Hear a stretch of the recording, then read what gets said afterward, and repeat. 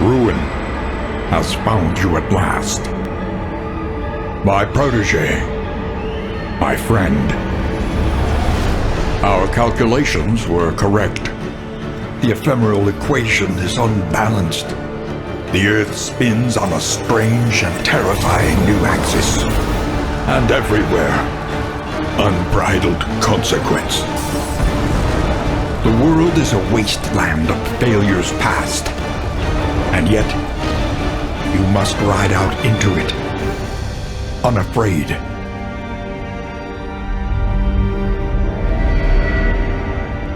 Take this. It is hope, the very last of it. It is yours now. You were bold once. Be bold once more. Free yourself from this suffocating stillness. Fix your gaze on the horizon. And face the fearsome truth of the darkest dungeon.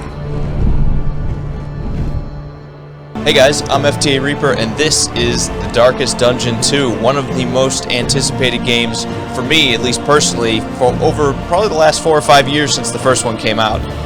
It's a very intense, very kind of dark, gothic horror style strategy game that isn't always fair. It's not always even. Sometimes it can feel like you get cheated, but that's kind of part of the allure with the game, that you're trying to always, just overcome the odds and overcome what's difficult. So I'm really excited to get into it. I won't waste too much more time. We'll start right away. I did start playing, actually. I want to play a couple rounds just so I knew exactly how all the controls work. So you can see I am level 7. Really quick, the thing you need to know about this game that's different from the first one, if you are a fan of the first Darkest Dungeon, there are some changes. It's very, it's very much a different game, and I think I give them a lot of credit for doing that, because it was very successful the first time around, kind of one of those cult hit classics out of video games, smaller time, it was never AAA, but it was pretty well received for an indie game. And they kind of took that formula that worked so well for them and kind of definitely changed it up a lot. There's still a lot of elements that are the same, but there's a lot of things that are new. And part of what's new, as you can see, they've gone with more of a roguelike structure where you level up and you unlock new items and new characters as you go forward. Definitely different.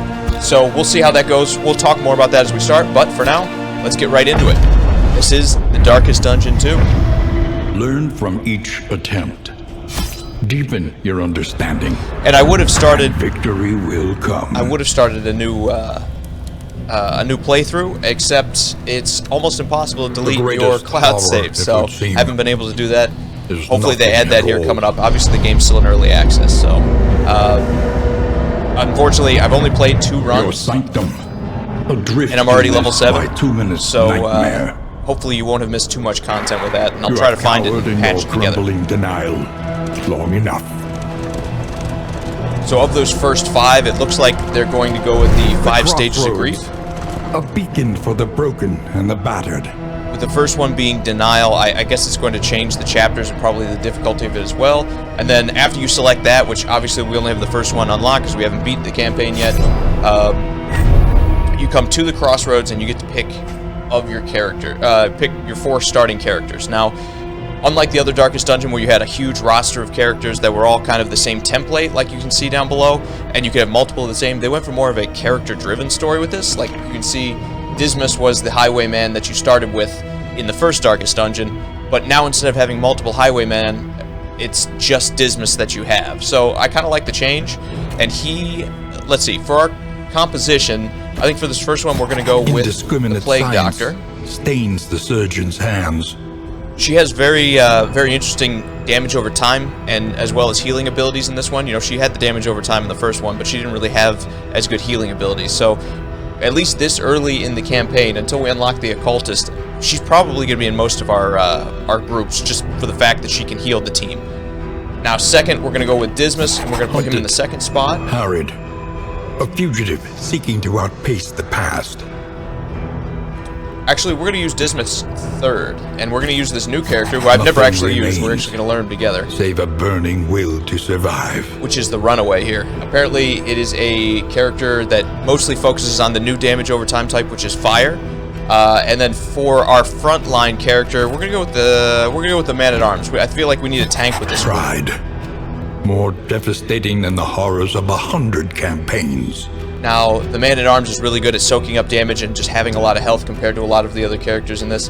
One of the other neat things about it is you can select different skills that you unlock over time that, again, unlike the other Darkest Dungeon where you pay a little bit of in-game currency to unlock their new moves, these you kind of have to earn through the course of playing, and then you unlock them for later playthroughs. You get to pick 5 of your skills, and you can change them out pretty much at any time unless you're in combat. What we're looking for, though, the reason we're picking the Man of Arms over someone like the Hellion is a better damage dealer, or at least she has been through past games. There might be some strats with this character that changes that, but at the very least, she's not as tanky as he is. He has entirely focused on defense, defending his allies, kind of buffing them up as well as just having a big pool of health to keep, basically keep going where other characters can't do it. So with that, one of the other cool things, just really quick before we start, is your perks, where perks are a huge part of each character. You know, they have positive quirks, and they have negative quirks as well over here on the right. There was a big part of the last game where they'd have 5 perks on each side. They kind of simplified it this time, which I'm not as big of a fan of, where there's only you start with 1 of each, and then you can get, I think, up to 3.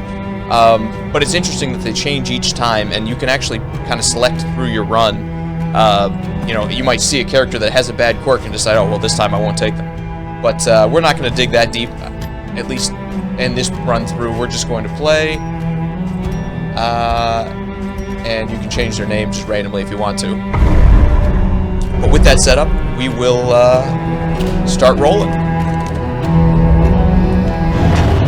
Now, obviously, you can see if you've played the game before, or at least if you played the first Darkest Dungeon. Sacred and sputtering. There really wasn't this type the last hope for us all. This type of layout where you're just driving this carriage around. It was more of a walking down the hallway. Of whore's waste. Best to take all you can. You always start with like a first little dump off of good items, but yeah, compared to the last game, it looks a lot different. And when I saw it at first, I was like, this doesn't look like Darkest Dungeon at all.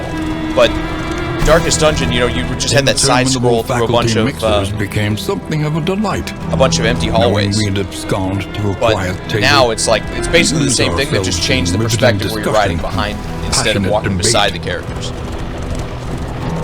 For the most part, there isn't a whole lot that goes on in these stretches as well. Sometimes you'll see like ambushes set up in front, and I'm sure we'll see them coming up until you reach certain points of interest. Desperation can be eased. And these you can see there's like a group of people asking for help, and each of your characters has a different take on each time how they should help or what they should do. So Barrison says, let all kind folk under the banner of light unite. And you can see the rewards down at the bottom of the screen, what they give you. They'll give us some food, and they'll give us an extra 50 points to our torch, which is incredibly important to keep lit.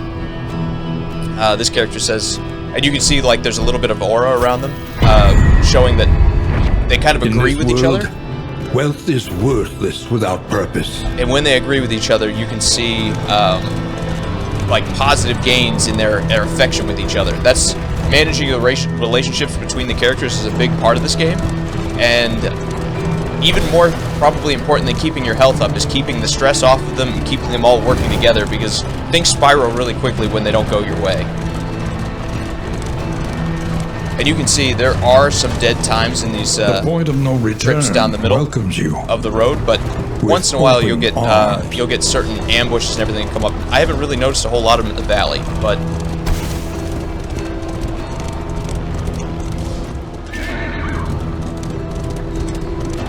the bulwark of your denial is giving way. Here's one of those ambushes we were talking about. Usually you'll see the road is blocked, and then you usually have to either fight off enemies or sometimes you get a chance to escape them, I think. Alright, so we're up first. You can see the turn order up here in the top. It goes from right to left, so I can see Dismas is going to go first, and then one of their enemies gets a turn, and then we'll go with Bonnie, our runaway after that. The first thing that I always want to set up is our riposte. We have a melee attack here. That's called Duelist Advance, where he moves forward in the alignment and also gets to put up a riposte, which means when he's attacked, for the next 2 attacks, he'll get to actually hit them back again. So, massive for keeping damage over time and everything else. Let's see. This character is going to take a little bit more for me to learn, because I've never actually played with it before. But what we can do, we'll use Firefly first. We're going to attack the back line.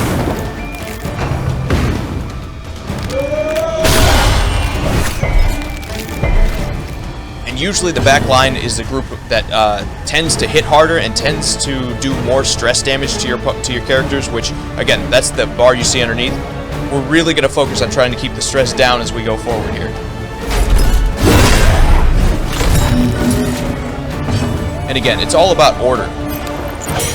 Getting your enemies out of shape and keeping your own shape is incredibly important in this type of strategy. All of the characters of all their attacks need to be in certain spots for them to work. Like you can see, the two gold dots at the back of the formation for the first four means he needs to be in the second or third spot to use this attack, and then the red dots on the right signify which ranks he can actually hit. So he can hit 2, 3, and if there was a fourth enemy back here, he could hit them, but he can't hit the front guy. So you need to kind of manage where that's at through the game as well. Now this character's taking a bunch of damage over time, so they're basically already dead. So we're going to move our attack on to one of the other characters. Okay, so we thinned out one. Good. We got the most important one out of the way. Now these guys are basically the lowest tier enemy in the game, so they should go down relatively easy as we just continue to attack through. We're not going to do anything too special here. We're going to go with our main regular attacks. The only difference, we're going to use Battlefield Medicine, which gets rid of all of your status effects on your teammates as well as healing them. So massively powerful heal here. Even if it doesn't do the most in terms of how much health you get back, getting rid of those status effects, especially when they stack, is huge in this game. Alright, so this character doesn't really have a lot he can do, so we'll just drop back with Run and Hide, and that puts him in stealth where he can't be attacked. We'll take one more hit, and this should end it here. Yep, okay, perfect. The work continues. By confronting the past, we learn to face the future. A couple quick things that you saw there. That light up thing at the end was the relationship between Barristan and Dismas. When things go well, that relationship increases, and it can increase, give you perks and everything cool. When things go poorly, it goes the opposite direction. It'll light up blue, and the characters will wind up jumping down each other's throats. The second thing, after we finished, we're going to take all this loot. Push on to the and we inn. should be able to keep going. Rest and resupply await you. Now you also get trinkets that you can put on your characters that usually do a couple things. So ranged attacks are plus 15% damage, and we can also get a 20% protection against poison. We'll just throw that on him. And then I think our Plague Doctor is our only ranged character, really. So our Highwayman does have his pistol, so he has a ranged attack. But for the most part, we're going to be using range with this character, and the rest are going to be melee for the most part. So we'll give them those trinkets, and we'll keep going. We should be out. Let me turn the map on here really quick. We should be out here in just a second. Now, I know I'm throwing a lot at you, and there's a lot of just detail and nuance with this game. I played a lot of the first Darkest Dungeon, so I know a lot of this stuff. Don't worry if it doesn't all make sense quite at first. It will here. We would come here in summers of years gone to write, think, and rest. So once you exit an area, you reach the next inn, and you have a chance to kind of manage your party before you go out on the next raid. So just like the last game, a lot of time that's spent here is most important. So you can see what happened on the journey here. Barristan and Dismas became more friendly. Barristan and Paracelsus became more friendly. So our Plague Doctor and our Highwayman are both being pretty friendly with our Man-at-Arms. Spend what you can, or wealth no longer has meaning. Now, if indeed it ever did. Now these relics that you can see that we're picking up, they are items like this. You can use them to buy provisions, which for the most part, I think we're doing okay here. I think I might buy this playing card set. A bit of comfort on the road to damnation. And what that does, we're actually going to use it right now, is it has a really high chance, as you can see, of improving the party's affinity for each other, so how much they like each other, while it also has a low chance of having a bad effect on that. So we're going to play that. We'll see how it goes here. Okay, so it didn't go perfect. You could see when the blue lights lit up, there was some negative effect with it, but there was also some positive as well. So hopefully that doesn't hurt us too bad as we go forward. One learns quickly when survival demands it. Next, what we're going to do is our mastery training, which was the blue point that we got from the ambush.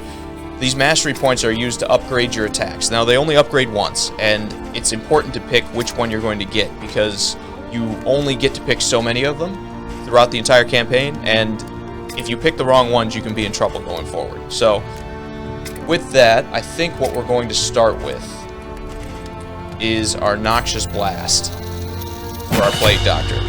What that does is now we're going to do anywhere between 3 and 4 damage up front, and then we're going to do a bunch of damage over time. It's going to do 6 points of poison damage every time the opponent takes a turn. So we're going to focus on that, and we will move on to the Wainwright. Planning and mindfulness, as vital to survival as sharpened steel.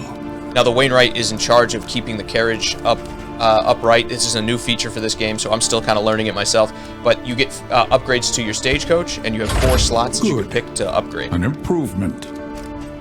Now this shrine map gives us a 100% scouting chance for forgotten shrines, so it should let us find them when they're on the map, which is good.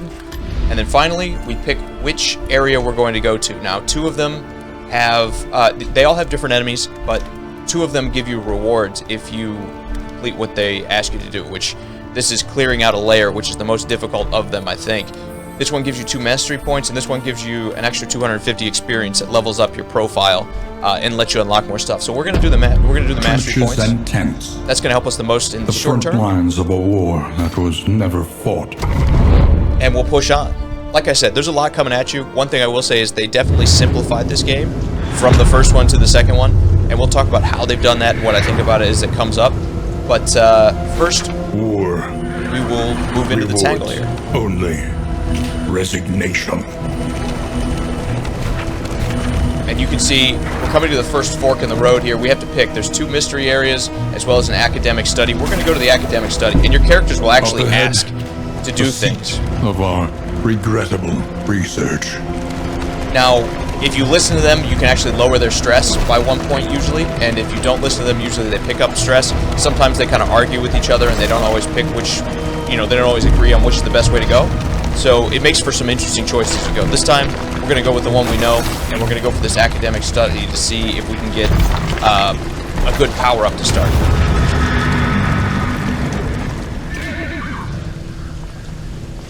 We will enter. Now you can see there's a character here messed up. Let's see what everybody thinks.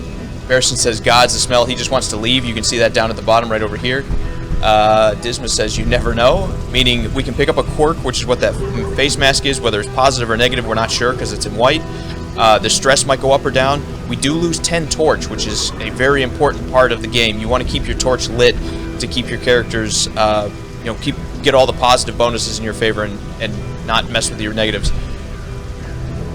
Now, our last character wants the same thing, and they kind of agree. You can see Dismas likes it, but Barrison disagrees. We're going to go with this, and we'll check it out and see what it does. So we picked up a negative quirk. The spoils, an artifact of unparalleled power. We lost 10 flame, which our torch is at 78, and will continue to go down as we keep going. But we did pick up a good trinket, which I believe we're definitely going to take. I believe it's going to increase our ability to hit enemies with the damage over time. So we're, again, going to give that to Paraclesis, because that is his game 100%. We could give it to Bonnie, since he burns characters. I think it's a he. But I think we're going to start with the Plague Doctor and see how well Bonnie does in his own before we do anything. Because I know it's going to help with the Plague Doctor. You see here the torch as we keep going, it keeps kind of dropping. Now. We have another ambush here. And dreaming. Alright, and these are like undead soldiers from before the Calamity that took place at the end of the first game. I'll explain that a little bit more as we go. First, let's get through this fight. So with our Searing Strike, we can hit just this character in the second spot. We can't hit the first one, so we're going to do that. You can see down at the bottom, they have these tokens. Because he has the taunt token that you can see right here, as long as we can attack him, we have to attack him, as well as they have 2 block tokens that will decrease the amount of damage they take. But when you're doing damage over time, that's not as important. So we did 4 damage up front, but now for the next 5 turns, he's going to take 2 damage as he's lit on fire. Now, same deal. Since we've already started, we're going to just follow up. We're going to use our Blight. He's going to take 8 damage as soon as his turn comes around. And we do want to try to focus on this guy as he starts to power up the rest of the group. You can see he's giving him a bunch of bonuses here. He's giving him speed. He's giving him resistance to moving. So what we're going to do instead is we're going to use our Rampart Attack, which is actually a pushback. And what that's going to do is it's going to do a little bit of damage, but unfortunately it doesn't move because I forgot they boosted their move resistance. So it would have moved him if they were able. Next, same deal. This is usually our go-to play with Dismas. Is we're going to start with our Riposte.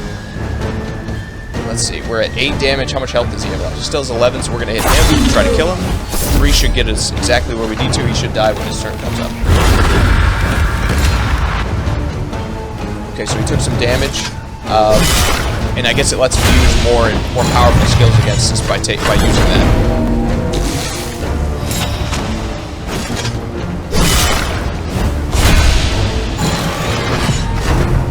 Okay, so Death's Door.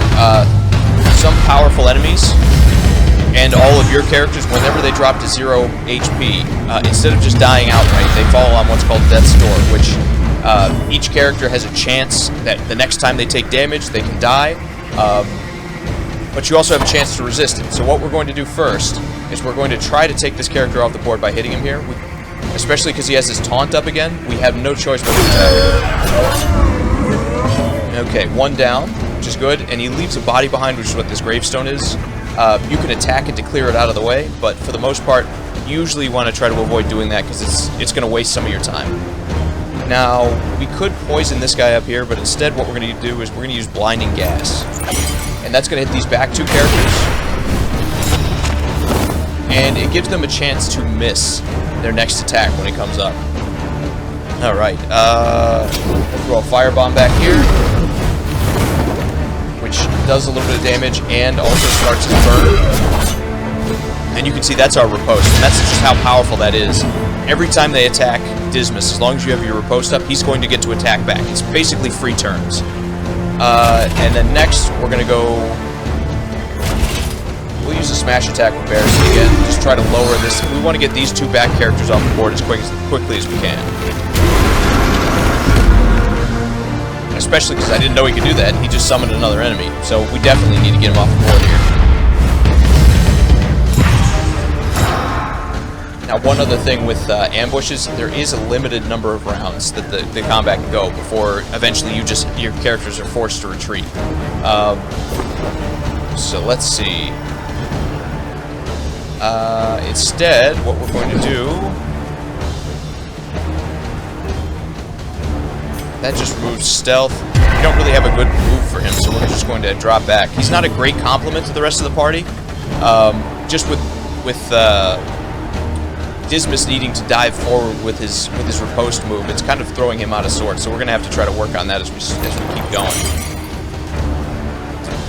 A brilliant conclusion. We're going to go with our Blight Attack again.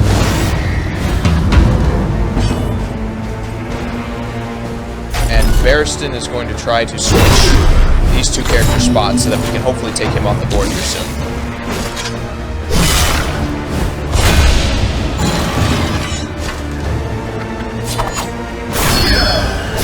Couple attacks on him. Still taking some damage. And again, there's the power of the Riposte. You can see just how good that is, just to get that free attack every time you're attacked. Now, it does kind of put him under pressure, too, a little bit, because I don't think it makes them attack him more often, but usually he's going to be towards the front line taking hits. So, you do need to kind of manage that as you keep going. Alright, we refreshed our Riposte. Let's do a melee attack here, just to try to get him off the board a little bit faster. Now, the Plague Doctor's Wicked Slice does also force a bleed, so he's going to take more damage over time with that. And then we're going to, now that we can finally attack this guy in the back, we're going to start focusing on him.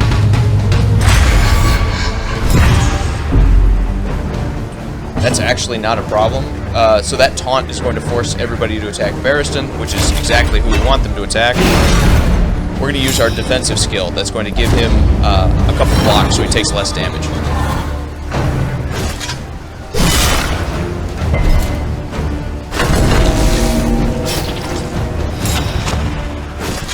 Now when you fall on death's door, usually you have to, there's a chance that you can take a weak skill too, that's basically half the amount of damage you do because your character's almost dead.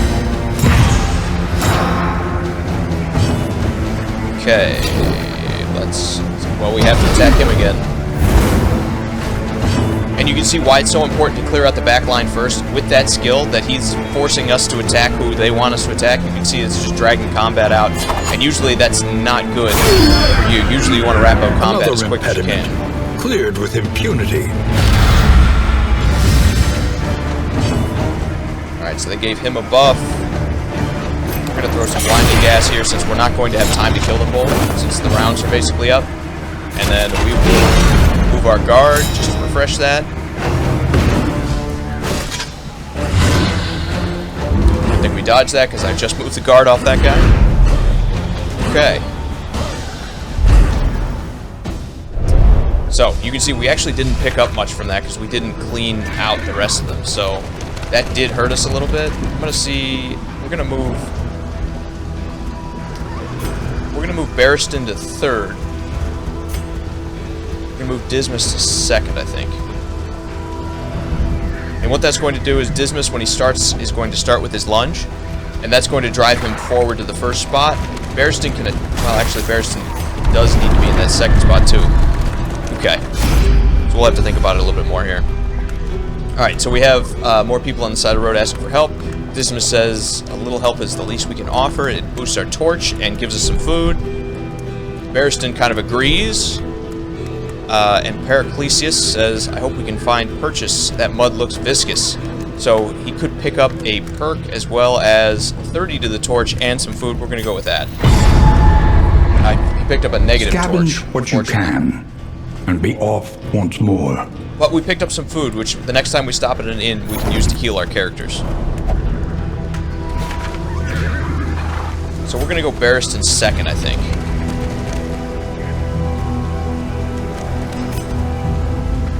Actually, we'll go Dismas first. We'll try this setup first. That should push Bonnie back a little bit, and then Barristan can still use some of his attacks from the 3rd spot. So we'll focus on that. He might have to be more of a defender this time. Themselves as the world collapses. Okay, we have another ambush. You can see we still have our timer up here.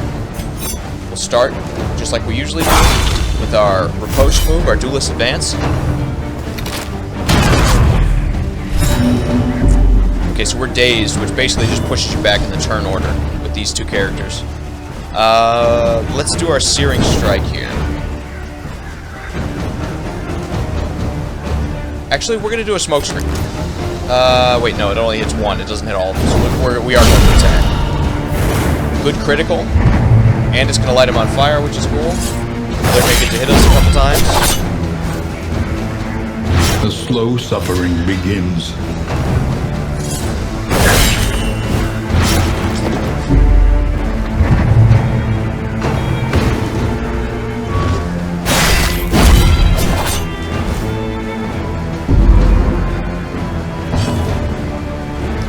Okay, now with this character almost down, we're going to focus on getting him off the board. We'll hit him with our Blight attack, so the next time his turn comes up, he probably won't be able to go. So, weaker characters, like these aren't really boss characters, or... There's really two tier. There's the lower tier characters that don't get to stop at Death's Door, and they just die once they're out at 0. And then there's the characters that do hit Death's Door that, you know, are much harder to kill. So all these characters, I believe, are all the lower class. So all we need to do is focus on getting them to 0 instead of hitting them at 0.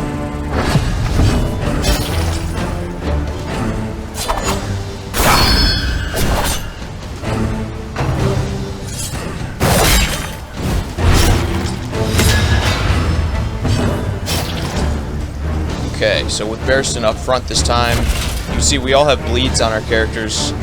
It's not enough to really worry about just yet. We're going to keep trying to cut down on their numbers here.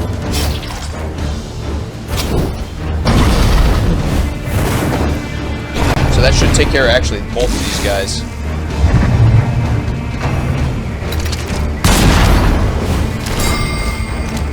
got stunned, which is not good. That means he's going to miss his next turn when it comes up. We're going to do a quick heal just because we don't have a good character to poison. This guy's already dead, so there's no good reason to throw anything at him.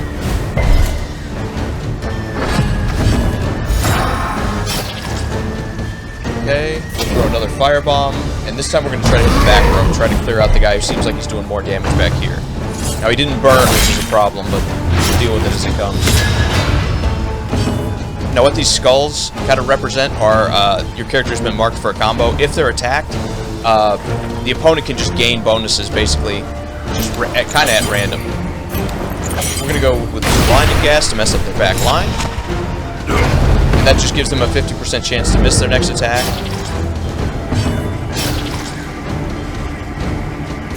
And we'll attack our third spot here. Now, corpses do go away after a couple rounds, so that's why we're not focusing on attacking too much.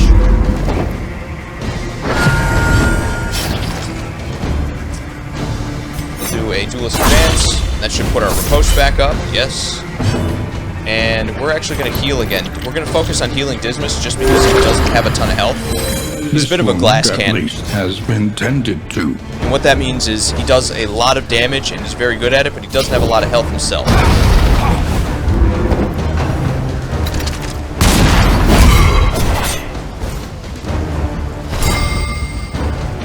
Okay.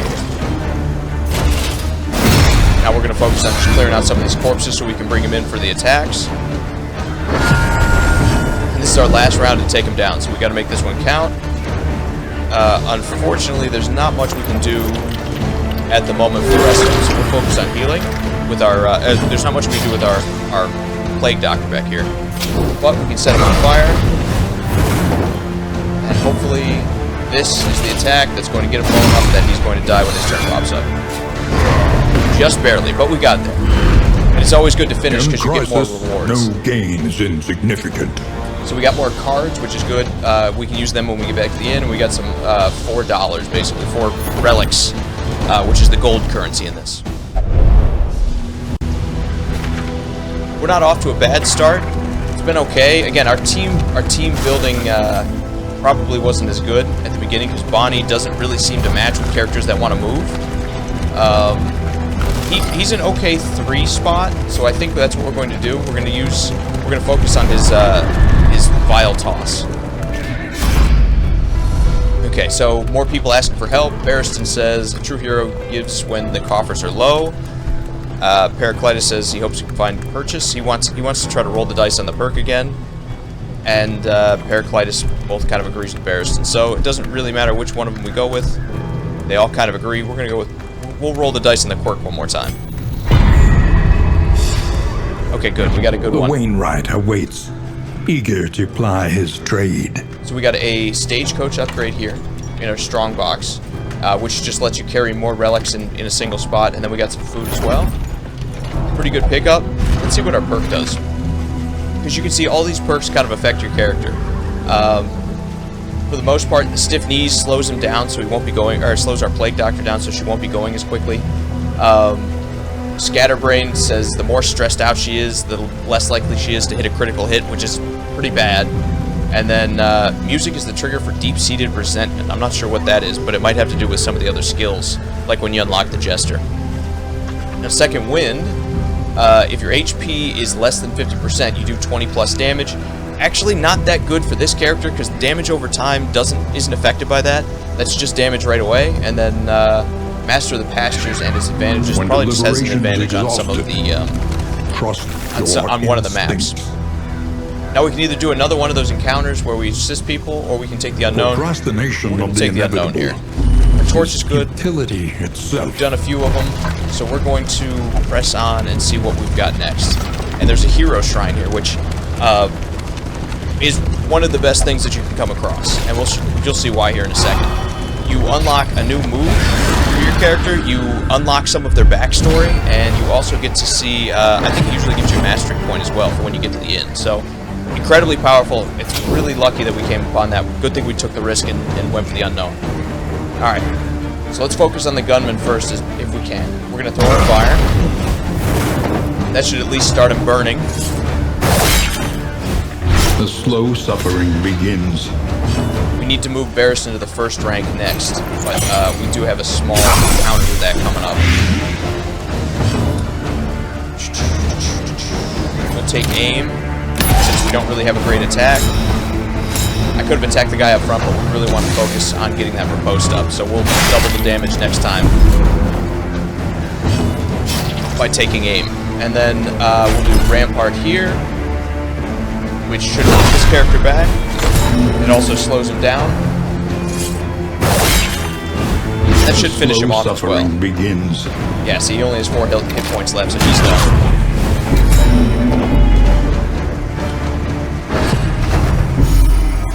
We're not stressing the dazed too much. It should be Dismas's turn next. And you can see we automatically get a critical hit because we took aim last time. And we're going to focus on this character back here.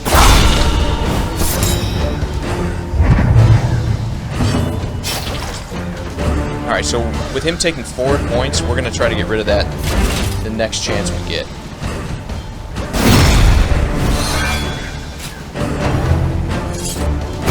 Steady yourself. Close to putting in this work, and now they're both taking 4 points. Alright, let's get our battlefield medicine. We're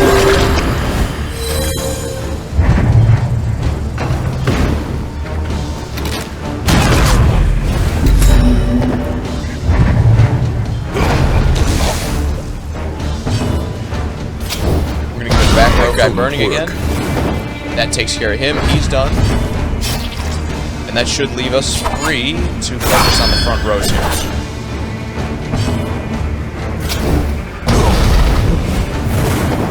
He's also done now. He obviously you can see he only has 2 health left, and he's going to take 3 points of damage. Everything else is going to focus on him up front. Alright, messy, but effective.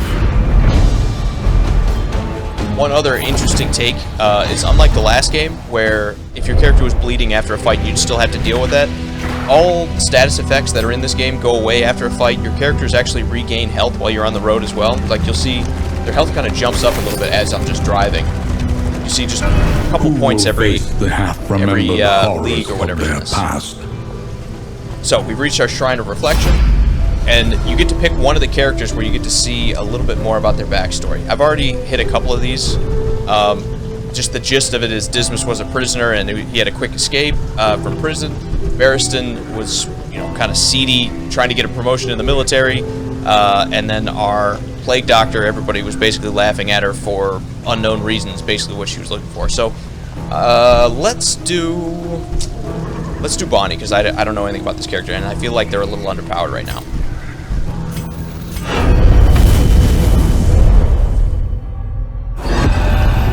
Runaway.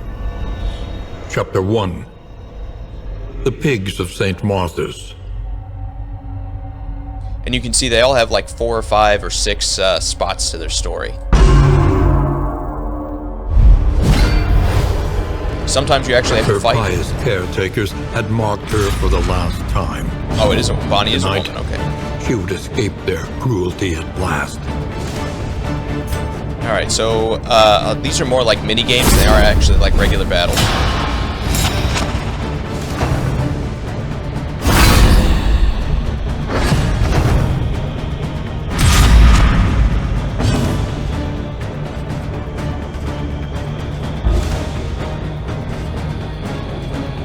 It doesn't look like we can do anything, so we'll just keep hiding.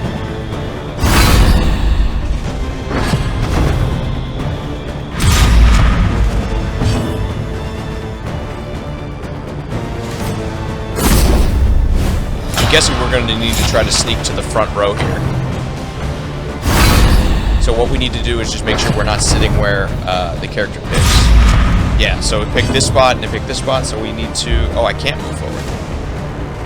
I guess we need to stay still.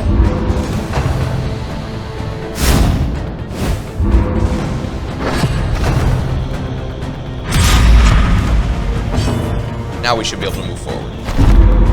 There we go.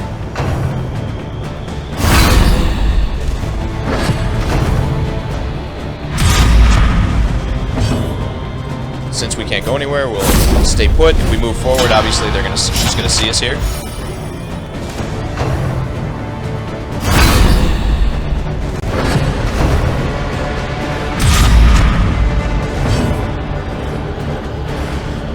And yeah, you can see she's kind of found us, so we just gotta take it. Yes. And these are more like mini games. They're not quite as entertaining or as deep as some of the rest of. We're just gonna move forward, I guess. We're just gonna tank it.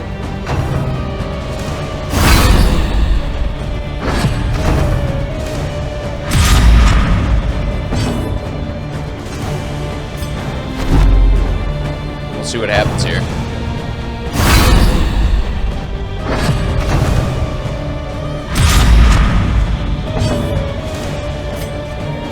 There's our pickpocket, which now we have a key. Key to one of several locks on the orphanage door. I'm guessing we have to do that again, which okay.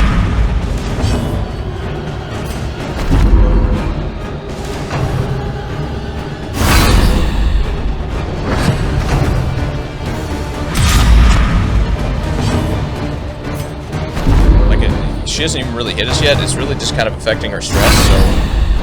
We'll just power through here just to try to get this over with. Again, this hasn't been quite as entertaining. The last one I did that was like this was Dismas. And basically all it was him fighting a bunch of different jailers to get out of prison. So it was a little more entertaining than this is. This is just a little monotonous as you kind of just move forward to grab the key. Like, it's entirely necessary for us to drop back here.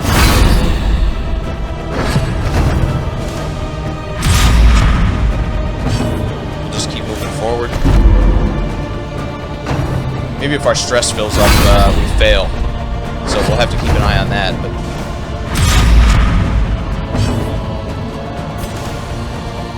I'll just keep moving. We'll be alright. I thought about hiding because that probably would have saved me some stress, but that's okay. I'm just ready for this to be over.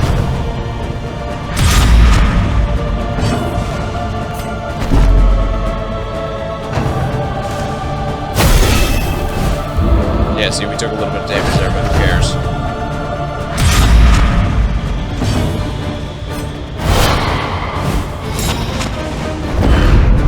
She ran blindly into the rain, the squeals of the pursuing sisters lost in the howling wind.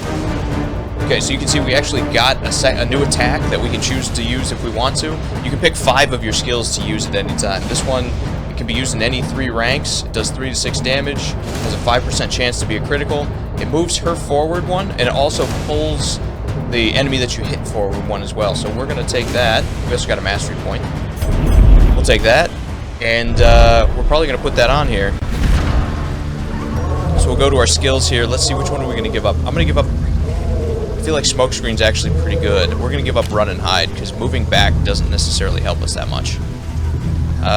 This one isn't great either. Not a lot of enemies use stealth, but basically it gets rid of stealth. And we will throw this on here, and we'll just give Dismas this. Okay. So, up here we have a hospital on the left, or we can go to the right and try to search for unknown rewards. I think we're doing okay, so we'll keep pushing to the right here. You know, we're a little beat up, but that should recover over time as we keep moving. And we have another assistance encounter, which they're not always positive. Also, I think when the road is cracked up like this, it means you can have an ambush on it, but let's see if we actually run into one. Yeah, so here they are. Okay. So, the good news is, Bonnie should be a little bit better from rank 3 with where she's at. We're going to use Duelist Advance. Get our riposte going. Barristan just to attack. I don't think he needs to do too much else. At least not yet.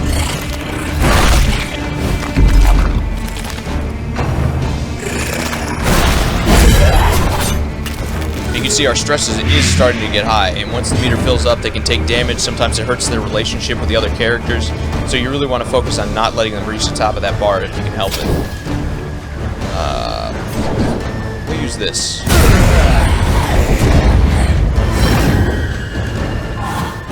You can see they were fighting over who got the kill there, so that's there's kind of an RNG element that's in the game as well. I don't think it's totally fine-tuned. The game is in early access, so I'm not too stressed about it, but it is one of those things that I've noticed. They complain about like who kills who and everything a lot, which this is supposed to be more of a fight for survival. I don't think it'd be quite as important, but it's part of the game, and it's just something that hopefully we're able to overcome as we keep going here. Now the nice thing about that is that's put us back into position to use our Duelist Advance and get our riposte back up.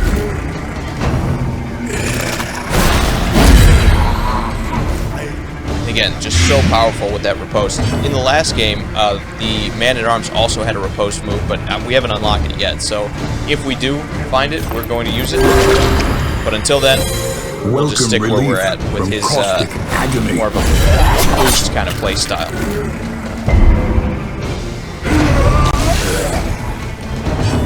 Now the nice thing about Bonnie as well, he can't really do anything here, so we'll just defend Dismas.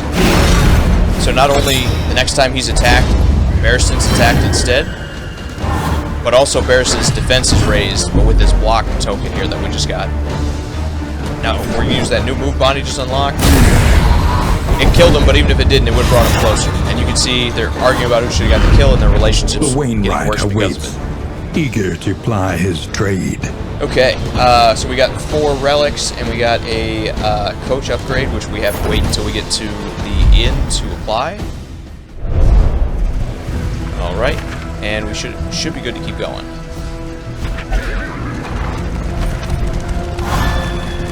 Now you can see we have a little bit of food, and you can pick other items up too that can help your team out. Their desperation can be eased. We'll stop and help them here. Let's see, Dismas just wants to leave them, and so does Bonnie. She says, we're not helping everyone. She says, we'll help everyone better if we're not starving. Heraclitus wants to rob them, I think, because it wants the torch to go up, and also it's going to increase the stress. Actually, I think they want to help him, but it's going to hurt Heraclitus, and it's going to upset the rest of the team, so instead what we're going to do is we are going to leave. And you see Heraclitus didn't like that, but Dismas did. It is ours now. Alright, and I guess we did rob them because we got a bunch of stuff.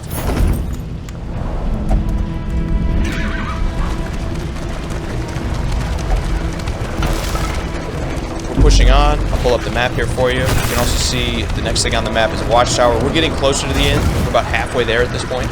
You see there's 40 leagues left down here at the bottom too. No orders were shouted. No swords were drawn. There was only stupefying horror. And the catatonic lethargy that follows it. Okay, so we found a Watchtower here.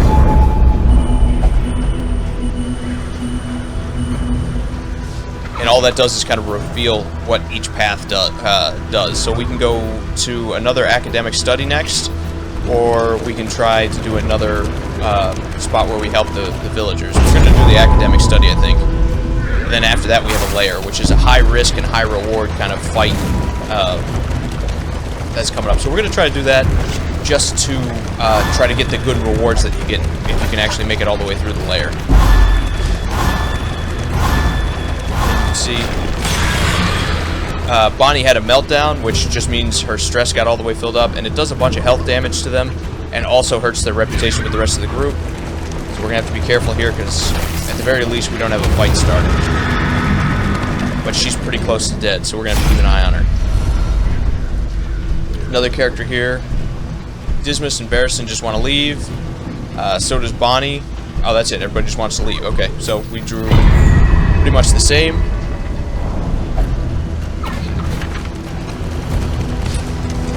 Unfortunately, we didn't get anything out of that, but that's okay. Echoes of humanity. We have another ambush. We've run into a ton of ambushes on this already, so maybe it's just unlucky with the RNG. Alright, next, what we're going to do, we're going to draw her closer. You can tell this character is much more of a tanky character, and the two behind him are much more, stress-damaging characters that are meant to, mess with their minds more than they are the actual damage that they put out. Okay, so what we're going to do, because Bonnie is so low, Barristan will defend. And you have another spot where the character in the back is getting jealous because they're not being defended. And this is an enemy that can stealth, so we can still call that out with Bonnie if we need to. Do our Duelist Advance, get our riposte going. He also has a defense move, so he's going to be defending them, which is fine, because we're not trying to take that character out just yet. What we're going to do next... Do we go for a heal, or do we go for... We're going to use Blinding Gas instead. Now, because he's protecting the guy in the back line, he takes the hit instead, and that's actually the way we want it, because we want this guy to miss. He's going to have more powerful attacks than the two in the back do. Mistimed, as directed. Missed with our firebomb there.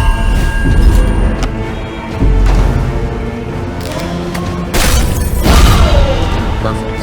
Okay, so she got taken out by the riposte. Now he's been hit with some horror, which just means he has a chance to take the stress damage. It's not good, because he's probably about to fill up and take that, that meltdown damage here in a second, but that's okay. Alright, we will just try to clear off that guard. Because we still want this guy to go down first. And then that clears us up to get him blighted, which is perfect. An unavoidable end. Alright, we still have one hit on riposte, so we're just going to use a regular attack that does a little more damage. And you can see, just because things are going well, their reputation is getting pretty good with each other. Alright, and now we can focus on the damage dealer here. Pop our riposte one more time, just so we've got more. Go with Firebomb, just to do some damage over time. Go with our Plague Grenade. Dissection. You see he's taking 9 damage every turn now.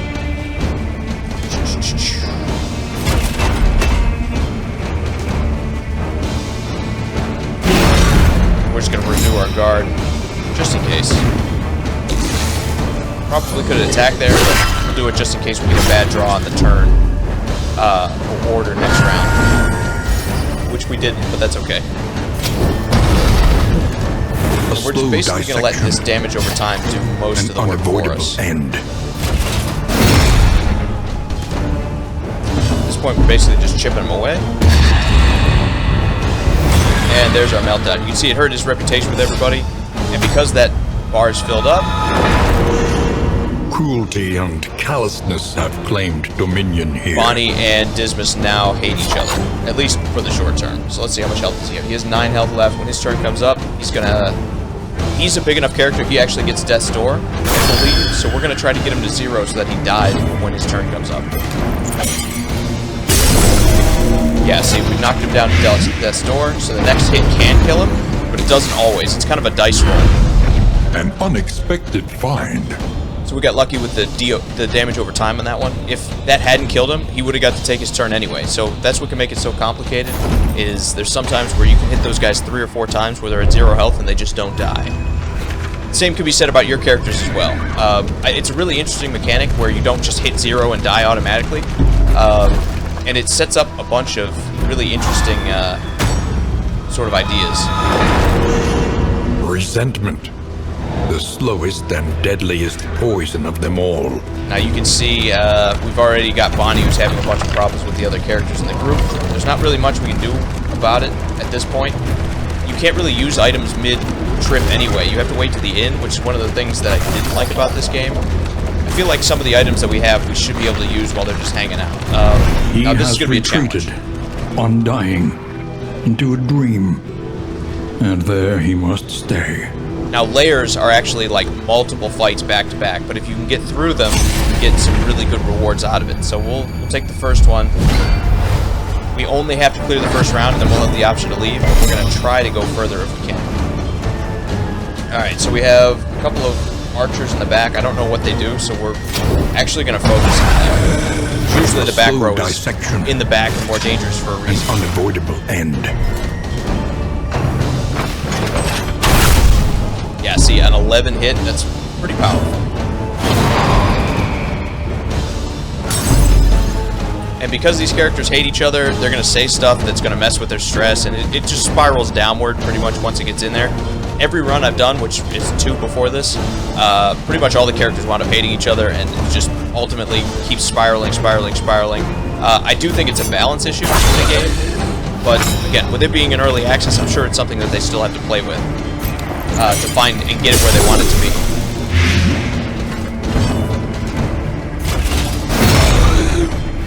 Alright, now every character that can is going to focus fire on this third rank here.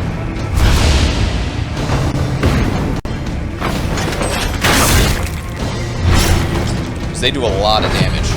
That was an 8, the other one hit me for an 11. And what we're going to do instead is we're going to try to pull them both. Okay, well, we got to kill them. That's alright. You can see they just kind of like talk shit to each other in the middle of the fight, and it's pretty much non-stop.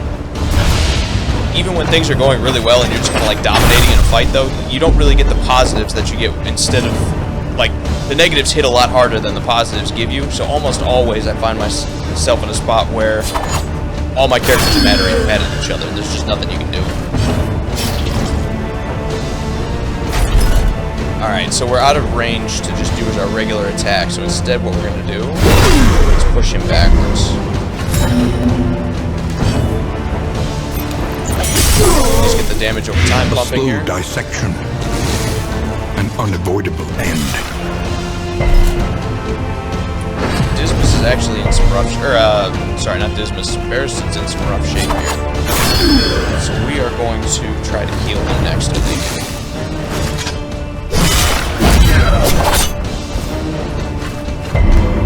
And I think these swordsmen both hit Death's Door, if I remember right.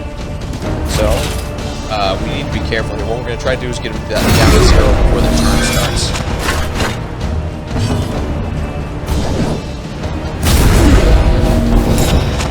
Okay, good. Yeah, so they both get Death's Door. Hopefully the poison kills them, but you might see where they don't always go down right away. Okay. Now, because he had a meltdown, she wound up having a negative effect there. We're going to get on these heals. This wound, at least, has been tended to. And yeah, you can just see things tend to spiral. Each covets what the other has, and plots to take it. As opposed to the other game, where the first Darkest Dungeon, where I felt like they had a good balance to it. It was still something where the negatives could hit you harder than the positives could, but you could do things to get your characters in good shape and not have that. I don't really feel like there's enough that you can do to get your characters to kind of work together that offsets any of that. So, you know, it is what it is. Let's see here. We don't have a ton of options, at least in the moment. So we're going to throw... we'll do another ransack, I guess. And that way we at least guarantee we get the kill. Alright, now we need to be careful because we're on Death's Door. So any hit while we're on 0 can kill our Plague Doctor, and they don't come back. So we need to be very careful here and try to make sure she doesn't take any more hits, at least in this fight. So we'll defend her first with Barristan. Animus grows. And you can see, almost dead. Mounting Doesn't seem to matter. He gets mad that he's not the one being defended, and if I would have defended him, then the other characters get mad. There's really no good way about it, to be honest. And then we'll use Battlefield Medicine to heal herself and get her off Death's Door. Alright, now that she's finally in range with the corpse disappearing, we are going to focus on taking her down next. Pull her closer so if she's in range for everything. We don't want to push her. Instead, what we will do is... we don't really have a good play for Barristan, so we'll just get on our defense again. Yeah, same deal. Everybody's upset that they're not the one being defended and everything else. So we resisted the poison, which is good.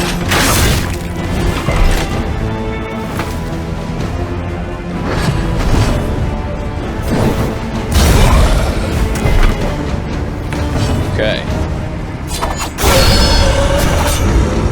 Alright, so that was easy enough. Strengthens the bond. Obviously, our characters aren't in great shape. You can continue. You can either choose to continue, and you can take what you got and just leave, or you can choose to continue for more stuff. There's usually 3 levels to these, or at least there is every time I've done it. We're not in any shape right now to keep going, so we're going to leave. Scavenge what you can. and be We got off 8 once relics, more. 8 war medals, which, again, there's 2 different types of currency. There's the yellow squares, then there's these purple triangles, and then we got a burn salve, which is just an item that cures burning if one of our characters starts burning. So, not super effective. Really wasn't worth it this time. But that's okay. We'll push on. We have another assistance encounter. Hopefully it's not too bad. And hopefully we don't run into too much danger and our characters are able to heal as we keep driving. It is low indeed. And there's the Prophet fight that in we didn't destruction. need. Ooh. A star-spawned child of the infinite void. Okay, so the Shambler was a huge boss. It was kind of a secret boss from the first game that kind of like, you can see we're in like another dimension. So yeah, you can see it has 85 health down at the bottom. It's pretty good at resisting all kinds of status effects. We're in a little bit of trouble here, especially with our health being as low as it is. We're just going to try to kill him as quick as we can and not mess around because I don't know what he does in this game. Yeah, see, he resisted the flames. Let's see if he can resist poison. Yes, and it's a dice roll. It's not something he resists every time. So, we're in a little bit of trouble if we can't do damage over time here. We'll let Barrison attack him regularly this first turn.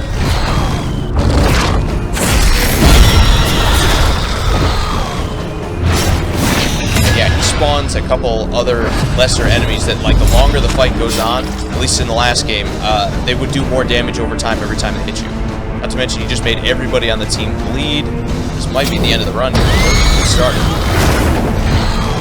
Okay. Yeah, see, they just buffed him. Now it does an extra 50% damage, and it has 5% more chance to crit. He's going to be faster next round. This is one of those fights you just have to get out of the way, and you have to deal with it as quickly as you can. And it doesn't look like we're in good enough shape to do that, so this might be the end of the line here. That doesn't really help us. So we're attacking here. We're going to need another couple criticals if we're going to win this fight. Good. Okay, so we're good for a couple damage over time. And you see they're still kind of like fighting with each other. This makes sense because like things aren't going very well. Lethality writ large. Does that make us bleed again? Okay, so we take blight now too. Alright. Now the problem, she's gonna have to try to survive on death's door. She's gonna take this damage every time as her turn starts, and now Dismas will as well. So they might have a chance of dying before they even get to go. He survived. Okay, cool. Unfortunately, he's probably gonna have to take it twice. Let's see if killing the Shambler I don't think ends the fight. I think that you have to kill everybody on the board for that to end, so.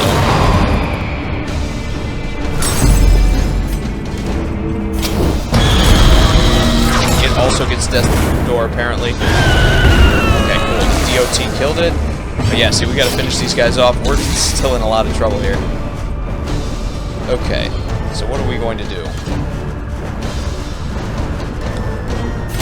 We will defend the Plague Doctor. She's the only one who can heal right now, and we don't have any items to not, or to heal with anybody else. So we're just gonna try to keep as much damage off of her as we can. Let us hope they Yeah, she died, find so we're peace. done. I don't think we're actually gonna make it through here.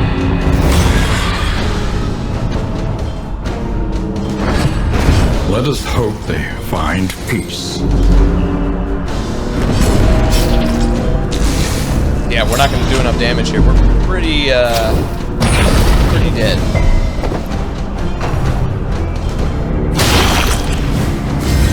I was lucky they stopped to attack the grave, but it really doesn't matter with this damage over time. We're going to take damage every time we go. We have no way to heal. Even though we're surviving it so far with these two characters, it's not going to matter. We're not going to do enough damage for it to matter. But we'll finish it out. And you can see this is a good example of just some of the RNG in this game, where, you know, we were already really low, we just got out of a fight, most of the characters needed some time to recover, and we just run into a boss fight. So, it happens as part of the game, you can't get too upset at it, but it is one of the more frustrating things, but it keeps the game fresh too, where you never really know what's going to be around the corner. We're doing really well with these death doors, but again, with them having this, the extra block tokens, it's going to take too long for us to finish them. Okay, so that one actually killed Bonnie. Let us hope they find peace. And Barristan, he might as well be dead already. You see we're only doing 2 damage to him when we actually do hit him.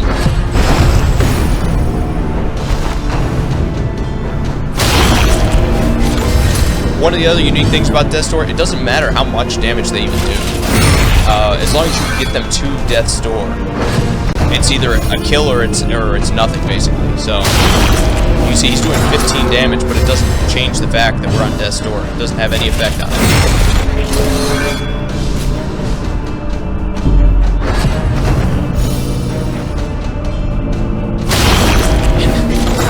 Rolling well. I think you have a 2/3 chance. You have like a 67% chance of surviving on Death's Door. So, you see, we've just rolled really well with him here. We're still rolling well.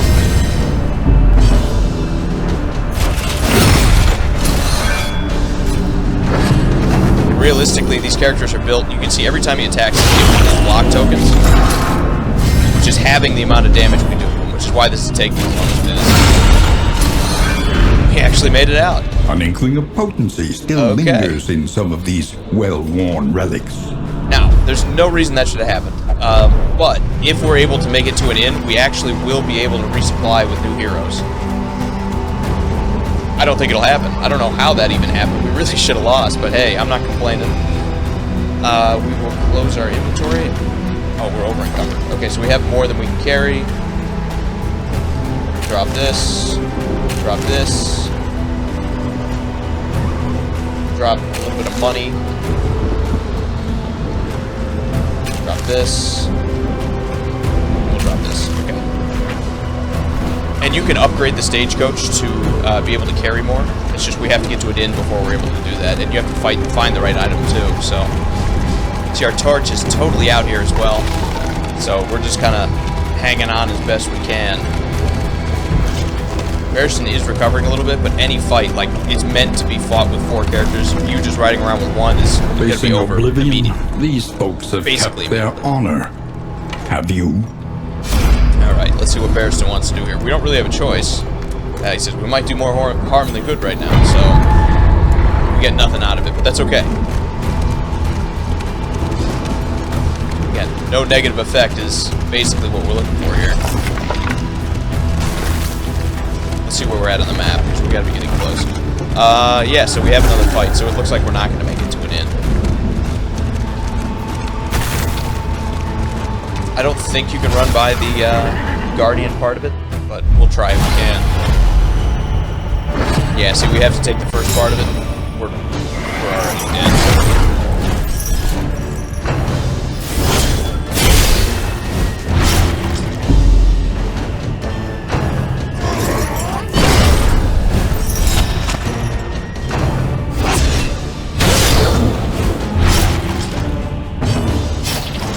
Okay, so you can see just how much trouble I'm in here with just one character.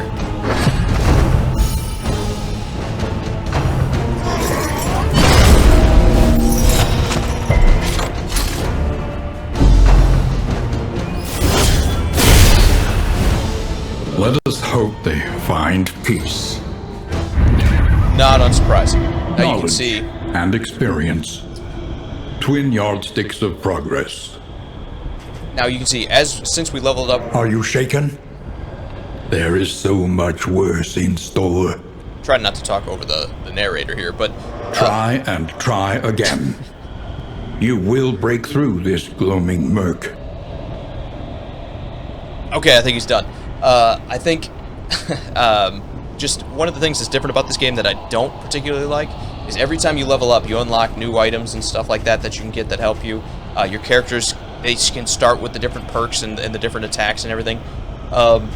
One of the nice things about the Darkest Dungeon, the first one at least, is everything was kind of on the table and it was just kind of a dice roll how everything kind of shook out. And I was just complaining about RNG in that last match, but it does keep the game fresh. This whole like grind until you unlock everything just means that like to get further in the game, it feels like you're going to have to just play it a lot and fail a lot before you're able to continue. So It just depends. A lot of it depends on how good stuff actually is that you're unlocking. We travel through the incalculable dimensions of human weakness. Now, since we failed that last run, we're going to start over. Your sanctum, You can see we're on denial adrift still. in this bituminous nightmare. And one of the interesting things that I don't know The yet shackles is what of the difference denial is going to be must between those two. be destroyed. You know, there's The crossroads. Who will step forward into the light? This guy won't shut up. We'll pick our characters, but one of the interesting things is going to be what's the difference between the 5 choices that you have at the beginning. Alright, so we're going to change things up. I don't feel like our last party was very good chemistry together. So we're going to take science Plague Doctor. stains the surgeon's hands. We're going to take the Highwayman again.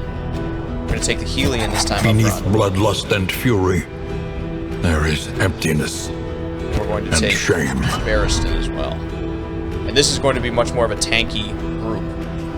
Let's mess with our attacks this time instead of just rolling through. So, we're going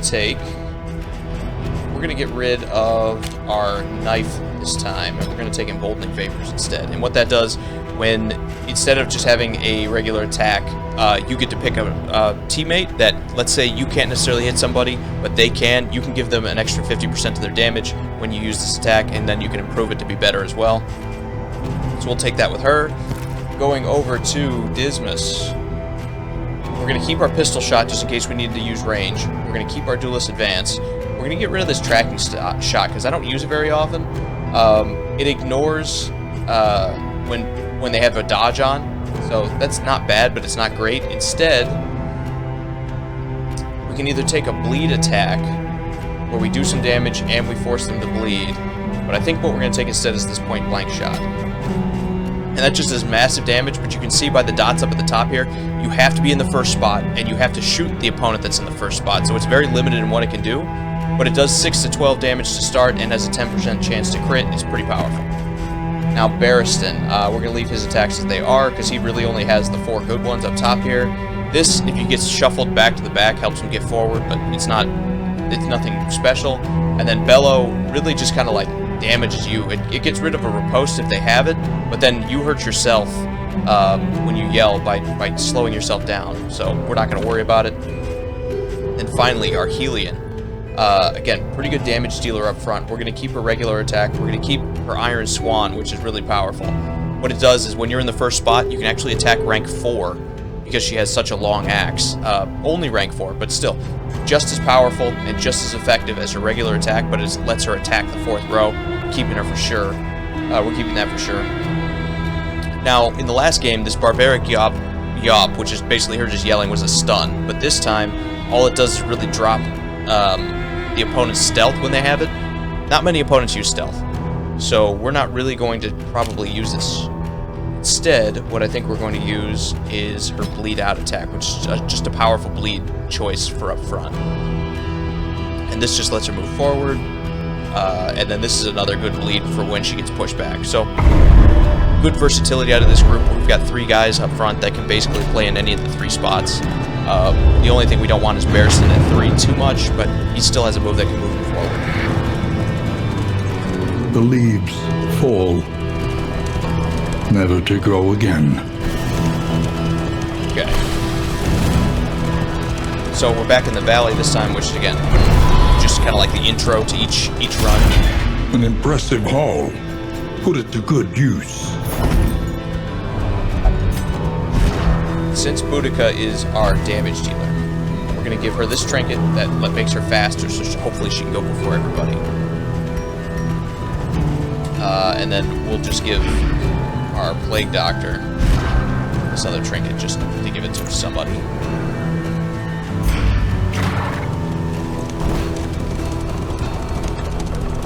Commonalities between the mythos of ancient cultures was not a new area of study for either of us. But it was there that we first noticed the pattern.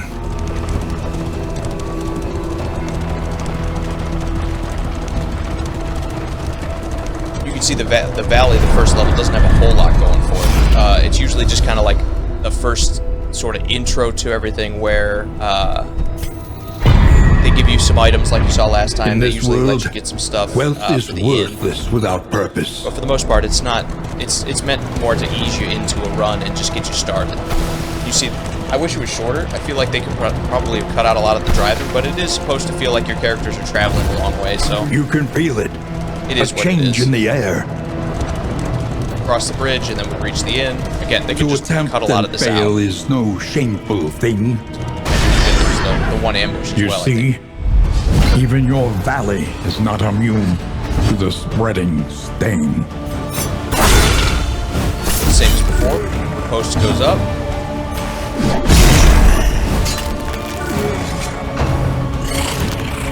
Excellent work. This should just be some pretty standard fare here.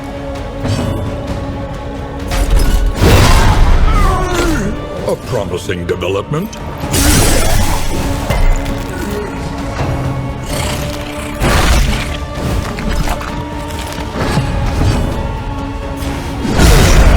You can see we got through that one relatively The easy. means of mastery.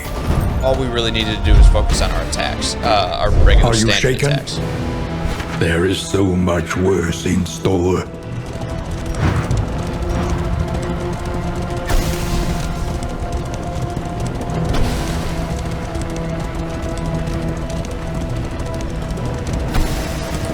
Now we should reach the inn next, and that's really just going to let us set up for the next run.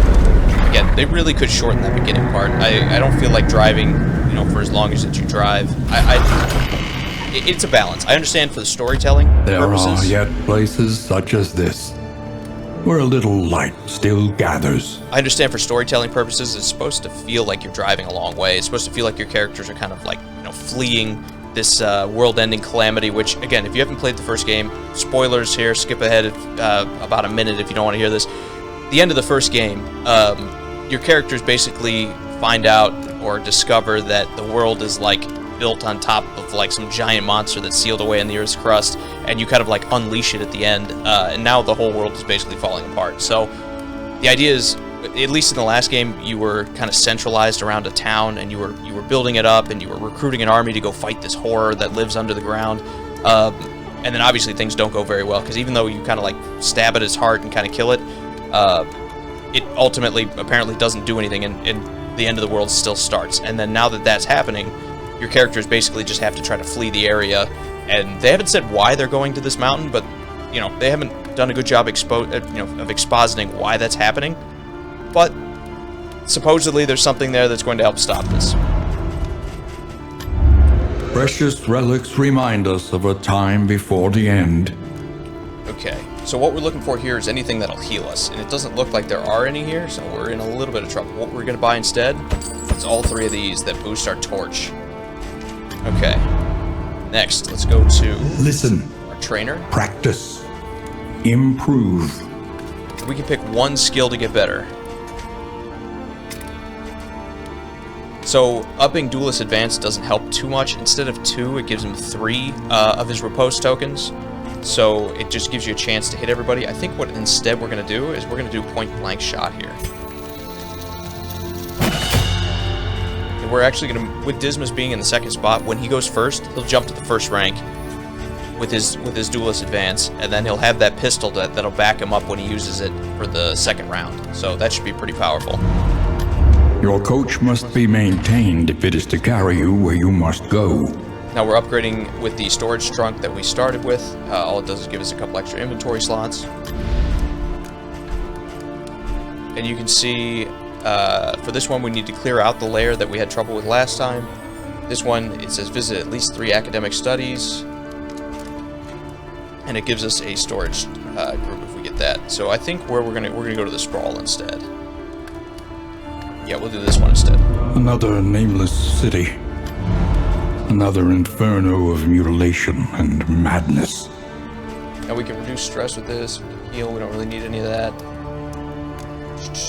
I think we're going to use these boxing gloves though. Now what that does is it's going to give us a chance to get a strength buff every combat for the next trip. So that's pretty powerful. That's why we used it right away instead of saving it.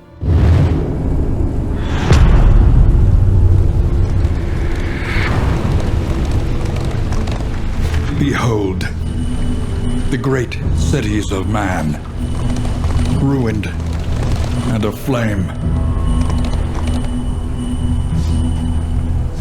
Okay, now this is actually one of my favorite areas so far. Just everything's Onward, on fire. while there is still time. You can also see that we have the 3 forks in the road. You can see Boudica, our Helion up front, and Periclesis, our Plague Doctor, both want to go check out the mystery. That's what we're going to go check out.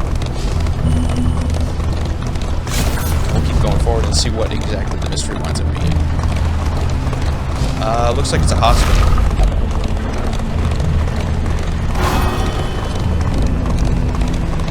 So what these field hospitals do is they just give you a chance to buy first aid and to heal your characters. Obviously, this being right at the beginning, we're not really worried about it. We don't need to buy anything.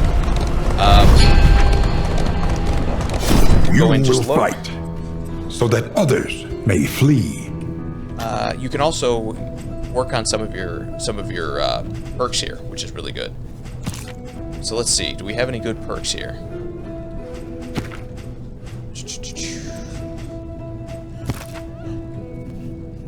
Inflame, less than 50%, plus 10% damage. Okay.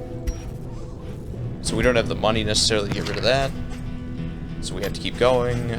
What we are going to buy is... She doesn't have any first aid stuff either. I was looking for some healing balm, but she doesn't have it either, so we'll leave. We didn't get anything out of that. Usually those are good to encounter, like, once you get through a few fights in a run. Getting them early doesn't really help you too much unless you have a lot of money to spend. Now you can also see up here, there's what's called the Loathing Whispers. It makes your torch drain faster when you have it up, and it also makes the game harder. Just you get more enemies, they have more health, everything else. You actually lower this bar by defeating enemies in encounters that are on the map. So like this, the burning pile.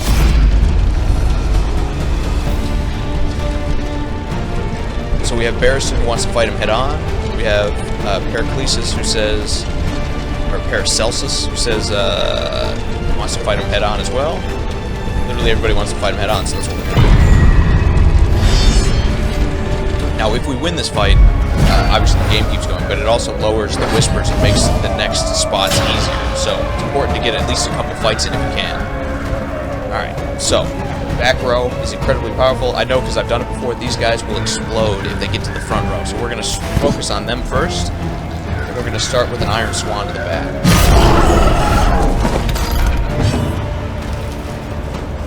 Now, we are going to use our Emboldening Vapors to buff our Highwayman here. We're going to attack back here as well. Our main focus is just trying to clear those defense tokens they have on them, so that we can actually do some real damage coming up here. You can see they're getting closer. The opposite of what we want.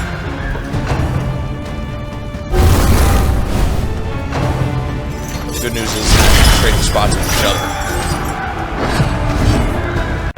Alright, same deal. Do an Iron Swan in the back. They don't have a ton of health, which once you get through those tokens, they go down pretty easy.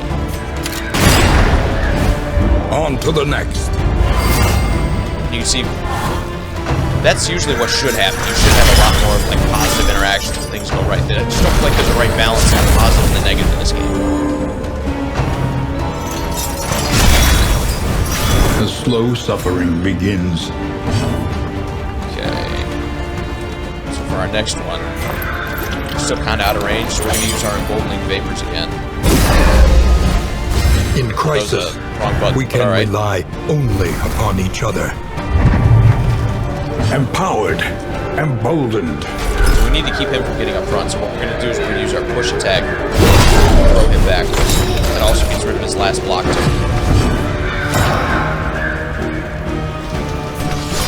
And then we're going to use our mid-range attack, Boudica. It'll get him bleeding at least. And we'll just activate our push for the sake of activating. Barristan can hit the third rank, so that's what we're going to do. And with those two guys off the board, most of the danger's gone here. So we're just going to work on taking out... These guys are more tanky up front. They do a little bit of damage, like electrical fire, but you're not super worried about what they can do compared to the guys that explode and can do like 30 damage and stuff like that.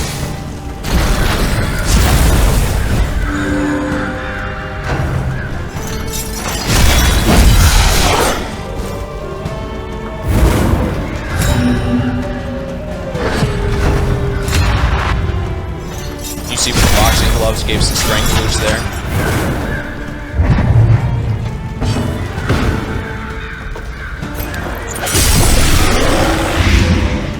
Lighting him, he's going to take 8 damage, so he's basically dead. The next time he goes, he's not going to be able to go. He's going to take the damage before. I don't know if these guys get death blow or not, so we're actually just going to pass. No, we're going to move here. If you just waste a turn and you say I'm not going to do anything, your character takes 2 stress points. So we're trying to avoid that as much as possible.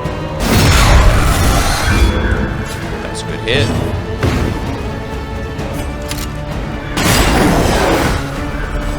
Killed him, but that's okay.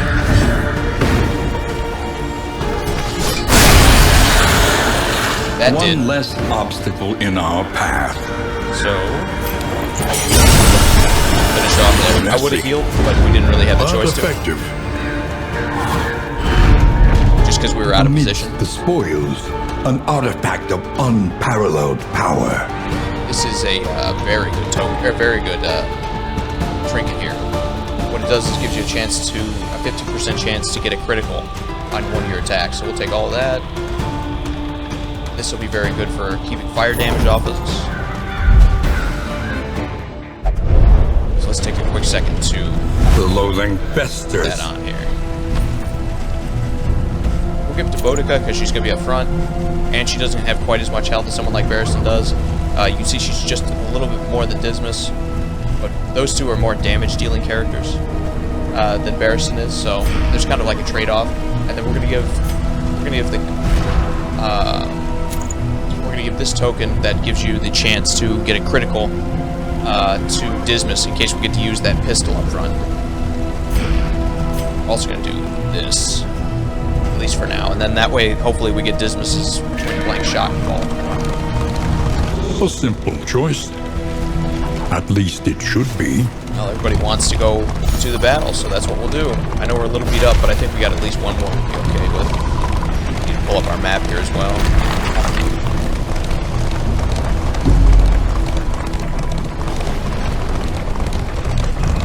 Shut our inventory. I think we've got all our...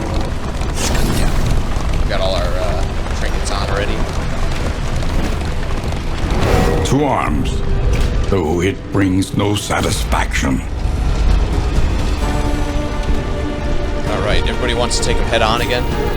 Especially later. Cool. Aspiration because they've agreed they actually have a positive group here.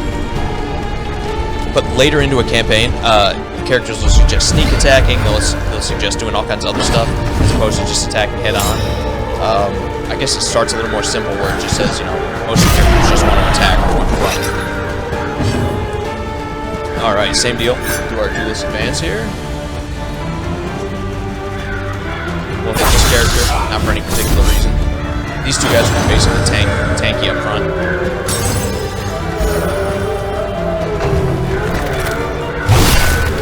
Now, just like the negative stuff where they argue gives you negative boosts, because these two are friends now, usually they'll get like some positive stuff when each other does something. It doesn't always come in, but it's kind of another RNG factor that if you can get 2 or 3 of them, you can keep it for a while, but it just doesn't feel like you're able to keep them over the negative stuff. Alright, so we're going to shove with Barristan here.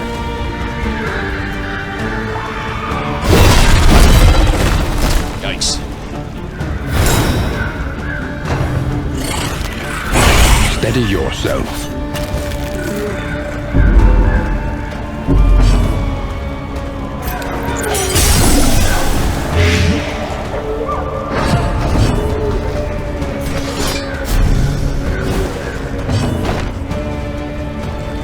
Here's where our point-blank shot's going to come in. That basically is going to finish him off.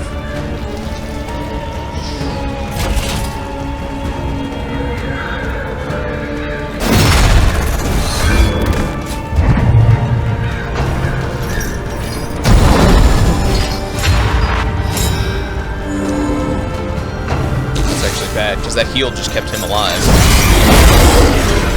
Luckily, our riposte is there to take him off the board. Early results are encouraging.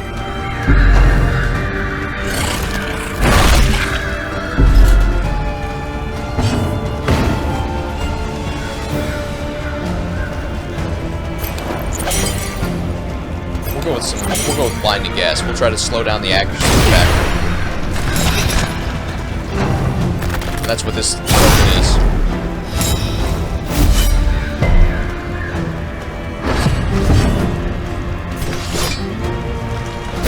She doesn't have much choice, so we'll just use our bleed here. Mistimed. Misdirected. Okay, well, the idea was to poison him there, but obviously it didn't work out. We're gonna get our riposte back up here. A breakthrough. And Garrison should be finished. Okay.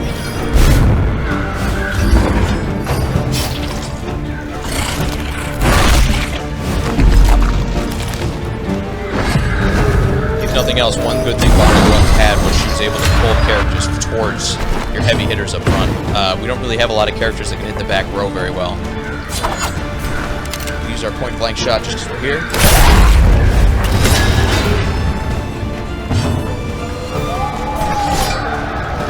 Let's see, he's taking 2 damage, so we gotta attack him here just to make sure that he's off the board.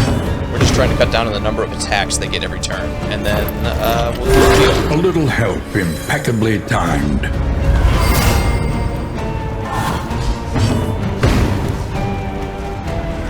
Okay. Garrison can hit that 3rd sprank, so we'll do that.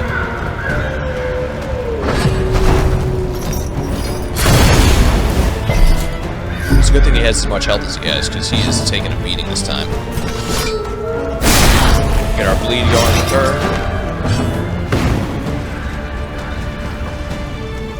And we'll just heal Garrison to stay on the safe side. A little help impeccably timed.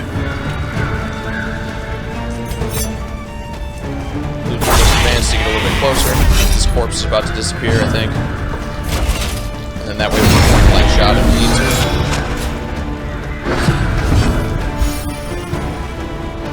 And Garrison should be there we go. Another impediment.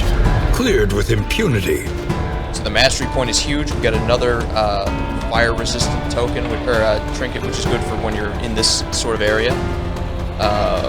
Stun resistance isn't really that good. There's not a ton of stuns in this game because stuns are super powerful. And then we got some money of each kind, so we'll take all that. The other thing is we should see things get a little bit easier as, yeah, see, we only have one of the loathing tokens. Loathing of we have 0 now. Which is good, because when you have your torch drop down, things get a lot harder, and when you stack it with that, it gets really, really difficult when you're in both of those, when both of those are in the negative. And here's where, at least in the last game, you could bring items to kind of get your torch up. And we have a few that we can use in combat. In fact, that does remind me we need to put those on right now. We'll go to our combat items. These raise our torch by 15, which is pretty good. I forgot to put it in the wrong spot.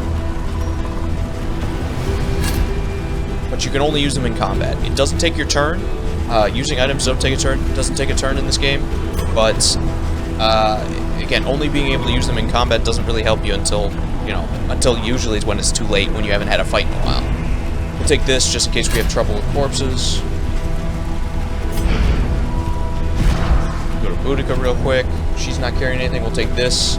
All it does is let us clear off negative tokens. And then our last one makes it where if you have something that makes it hard to hit somebody, where they're blind, you can clear it off with that item as well. So we don't have very good items right now, but it's better than nothing, Take up so we these might as well take goods it. and imbue them with purpose. Okay, so what does this do? Debuffs enemies' move resistance, and then has a chance to daze them. It's okay, I guess. Yeah, all these aren't very good. This stops you from moving. A little bit of money, a little bit of food for when we get to the inn. Not a great spot. Not a great supply drop. Okay, so we have Paracelsus that wants to check out the unknown, and I'm not really in the mood for another fight at the moment, just with our health being where it is. keep going. The hooded We have an ambush, so I guess watchers we need that howl fight to anyway. their horrid kin. But usually these fights aren't as tough, and even when they are, they're usually limited by 5 rounds, so you're not like stuck. You can kind of try to out-heal them to survive.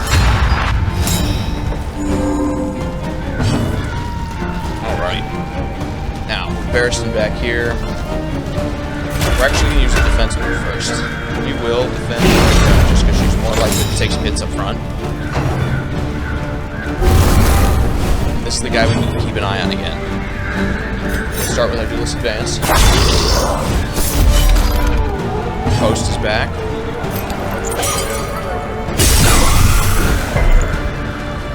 No joy on our poison there. The slow suffering begins. We'll try to make him bleed first. Because even though he's going to cut our damage down, he can't stop the amount of damage over time that he takes.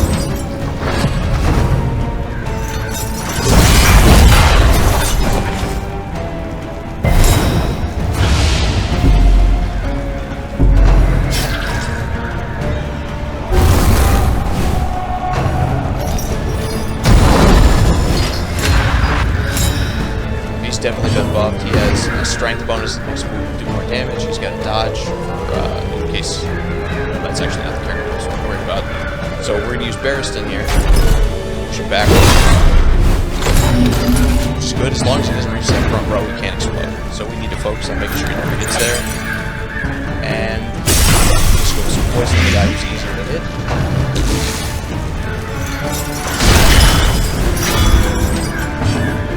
Barristan's starting to take some hits, but he's still got about half his health, so he's not doing too bad. Lead going on again.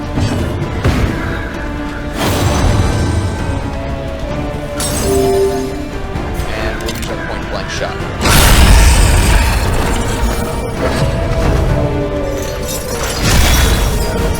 The slow suffering begins. Same deal with our now. He's going to take up 6 damage. Yeah, so he's basically dead already. Okay, that heals everybody. It also clears the corpse, which is a problem, because now he's 1 step away. Where's the assist? Oh, that's really bad. Okay. We're going to get some poison on him. Hopefully this takes. Good. Now he's taking 10 damage. It should finish him off. And that frees us up. The smallest variable That was close. can make He almost all got to the the front. difference. I think when he does, it does like 30 damage to each of your characters when he blows up. So we dodged a bullet on that one, especially with our health being kind of low on most of our characters.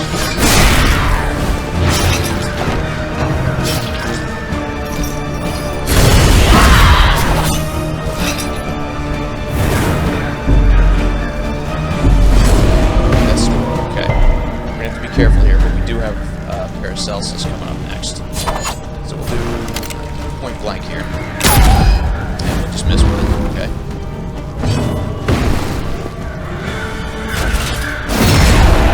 Running down to Death's Door, and then we've definitely got to heal, just to make sure we don't lose Dismas early. Usually the run goes off the rails as soon as your first character dies. So, yeah, keeping everyone alive is massively important. I know you can get a new hero at the end, but they don't get any of your bonuses. Okay, her turn's basically useless, so she's going to move forward. The real danger here is that flames might kill him before he gets to go. He survived on Death's Door. You can see how just he gets. We are in some trouble here.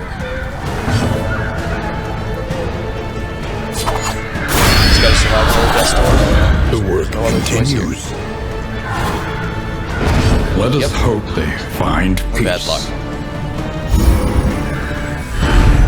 Abandoned or forgotten, it is ours See, the only thing now. we picked up was the stuff he was carrying, what Paracelsus was carrying, so that is really bad.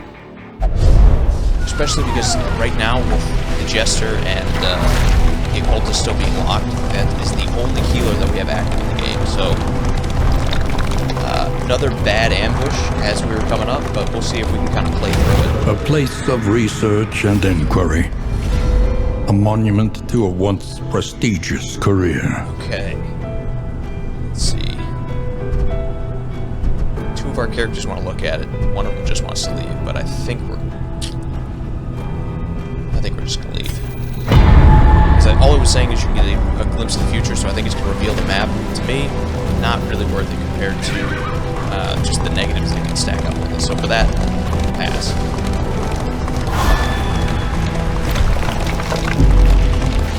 We should have another arcane study up here, or academic study. Another ambush. Okay.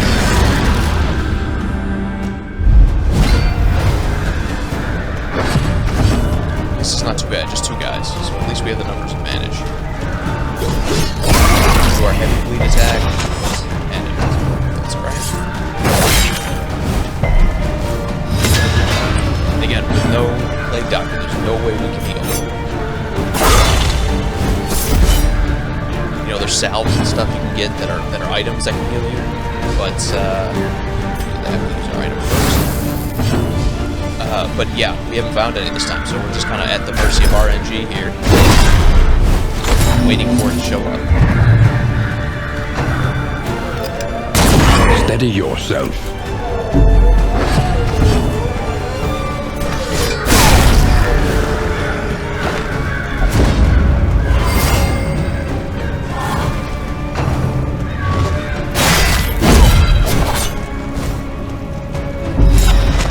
Shouldn't last too much longer. One of the only things is we were lucky this time with just being two of them. Next fight, a couple fights we get into, we're going to be outnumbered to start, and it's really difficult to overcome numbers advantages.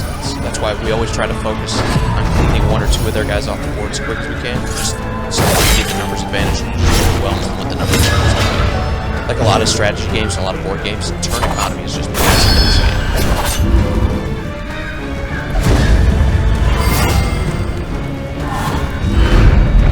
In this world, wealth is worthless without purpose.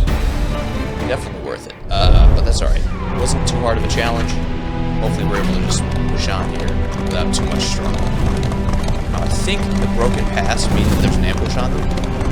So odds are we're going to run into It would be unwise to open we'll this see. hateful portal, if memory serves. We can get a quirk, either positive or negative. We could get some stress with it, get some treasure, but the torch goes down as well.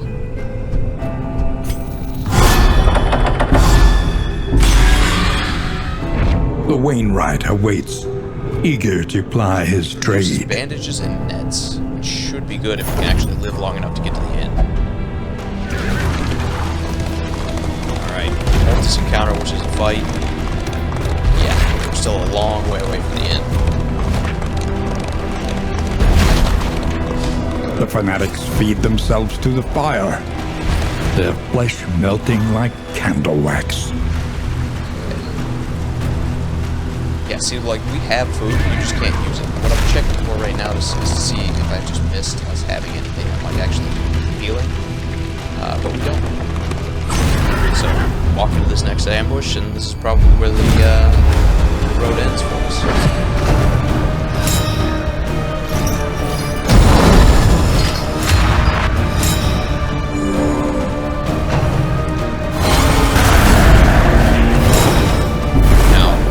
Store, but we can't do anything about it because we just don't have enough healing items.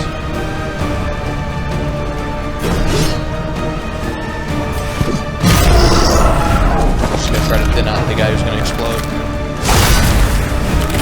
It's the same as we normally would. Let us hope they find peace. Probably just made things faster on us, honestly.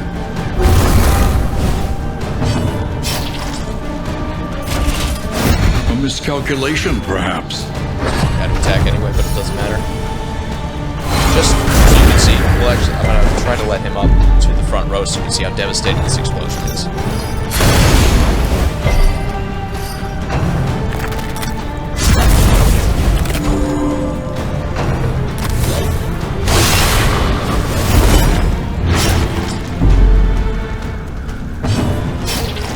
You just pull a defense move, like I said, I kind of want to show you just how bad it gets this guy explodes, so just try to play a little bit of defense here, try to live long enough to see it.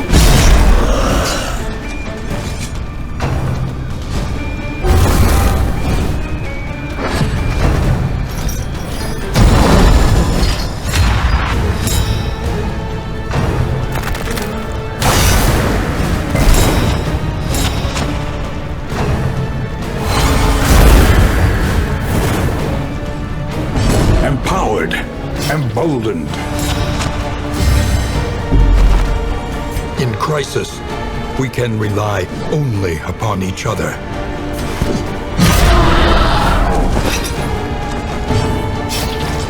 Just pull off another defensive move here. It's not going to change anything. Should be it. Actually, you might get one turn plays on the front row.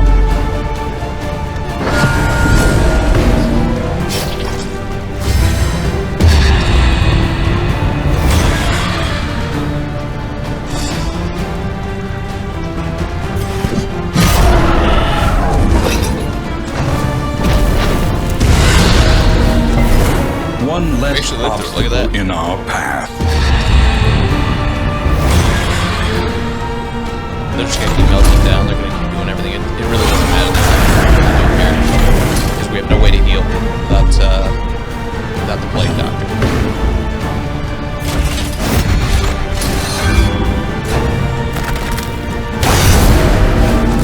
Let us hope they find peace.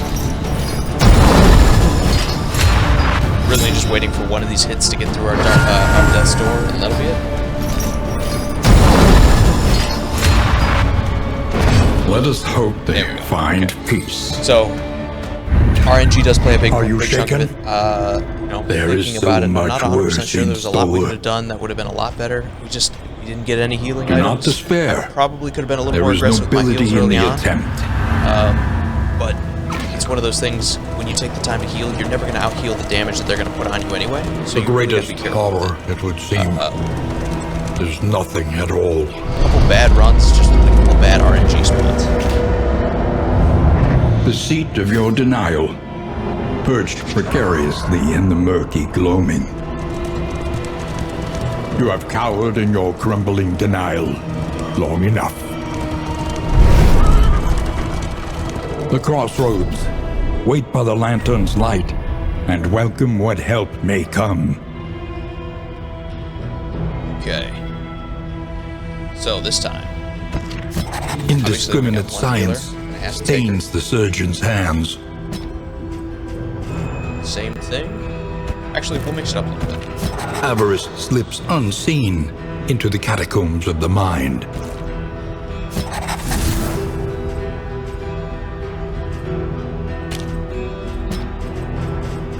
We use Bonnie, and then how creative do we want to get here? Do we go without a?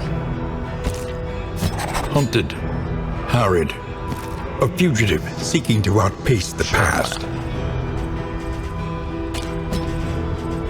Instead of our smoke, we'll use a dagger instead, I think.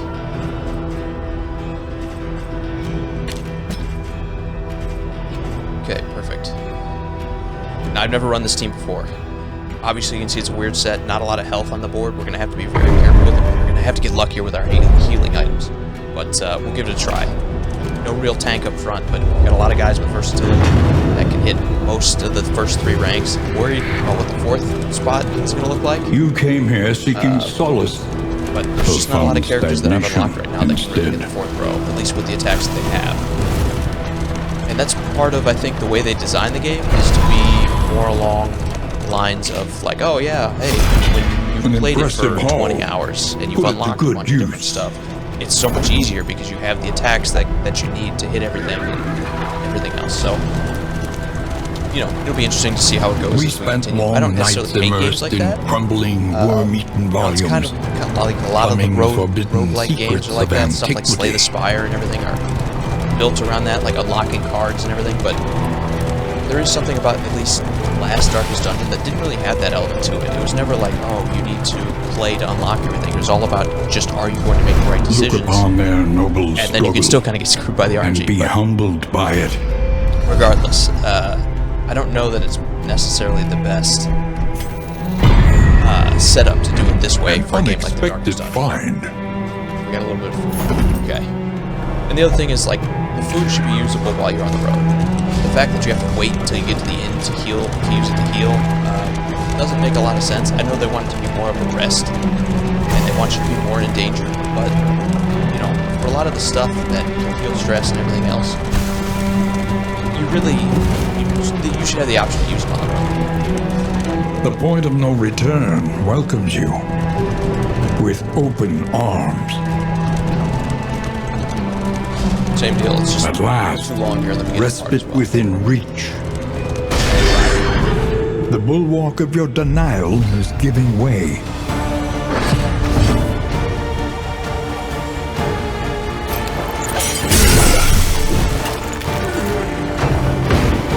Start by with a little bit of poison. Should be checking the resistances, because you can see when you hover over the enemies. It's not their turn, you can see how good they are resisting to them. So yeah, you can see they have 40 blight. I'm pointing at the computer screen, even though you can't see it. They have 40 blight down at the bottom, which is the green number, and then 10 on bleed. And I think that's percent chance that they can avoid it. So they're much better against blight than they are against bleed. Now, Audrey here, our grave robber, she is usually best at just throwing daggers at the enemy, using ranged attacks. She has a poison attack, just like the Plague Doctor does. But her biggest strength is in some of her support, where she can drink her absinthe to get a bunch of dodges and stuff like that. Pretty versatile character. She has a self-heal with that, where she can heal herself. She has that option. And she has the option to damage people. She also has an option to hit 2 opponents with her flying daggers, or flashing daggers, and then she can throw a dagger. She also has a close-up pick, but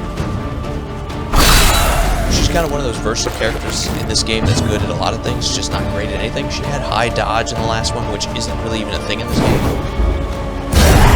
So they kind of took her best asset away from her between the 2 games. Her best asset, at least in the first game, characters would have a dodge step. They'd have an ability where just randomly they'd be able to dodge enemy attacks. That doesn't really seem to be a part of this. If it is, like, there are misses, but it doesn't seem like each character is different. I think it's just a standard dodge number for everybody. But her best ability is just she can put out a good amount of damage and she can duck and dodge everything. That doesn't really exist in this, but if all the characters have the same dodge. By confronting the past, we learn to face the future. Are you shaken? There is so much worse in store.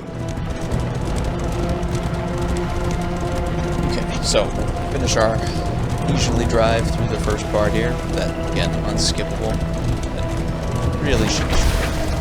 It's really just you waiting. Especially the more I play this game, I'm sure this part will just be kind of sit back and hold the W key.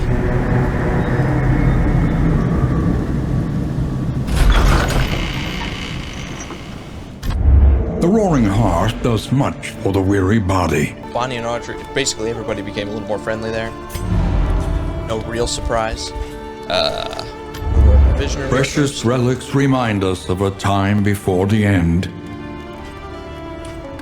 They don't have any healing items again, that at least when using combat. I'm gonna buy these instead. What they do is they'll just make us be able to hit a little bit harder when we need to. All the rest of this is pretty much useless, so we're not gonna worry about it. Learn what can be taught, So that you may stand just a little taller at the end.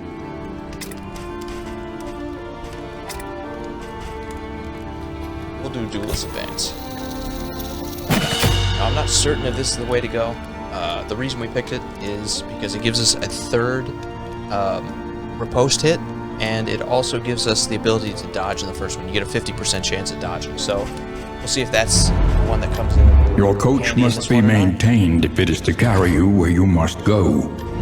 Upgrade your Stagecoach with the extra carry space. Let's see. Complete this region without any upgrades mounted on the Stagecoach. Or avoid the hospital. They both kind of do the same thing. The next stop is leagues away. Plan accordingly. We'll try the no stagecoach part. It's interesting. I haven't seen this one before, but both of them just give us basically what's the experience to level up, so the hope stat. Alright, we're back in the Tangle, which, again, I think is more poison-based. You know, the Sprawl is more fire-based, and then... resignation. Let's see, does anyone care? Two of them want to take the question mark, but I want to do the first one. So first one. Unlocking those moves is going to be huge because, again, that's realistically where you have the most control in the game. What moves am I taking? Are they the best play?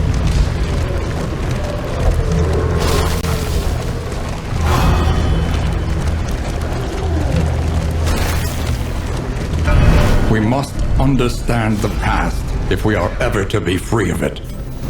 Send Audrey in this one. Grave Robber. Chapter 1. Luxury's Lap. Now, I do like this part of this game, where it just gives you a chance to look at, like, the backstories of all the characters, because, like, they gave you vague hints in the first one through some of the trinkets, like, you could read just short excerpts that were, like, hinted their past. I do kind of like that they're delving deep into the characters, and they're making them more about, like, actual characters, as opposed to, oh, I have 6 grave robbers, and 3 of them died while I'm out here, so who cares? At least the way this game is set up, you only get one of each type for every playthrough, and it makes it more meaningful when that character dies or isn't around. So I do like that part of this game, at least. Born into money and married into more, she spent her days on horseback and her evenings in the ballroom. She was the object of her husband's boorish lust and drunken temper, placating his worst tendencies with a veneer of gracious deference, all the while indulging murderous fantasies of freedom and the fortune that would soon be hers. Now, one thing I would do wish is they would make them a little more impactful. I've seen a couple of these already that just didn't really, you know, they didn't say much. That said a little bit more than some of the others, but it wasn't huge. So, okay, let's see.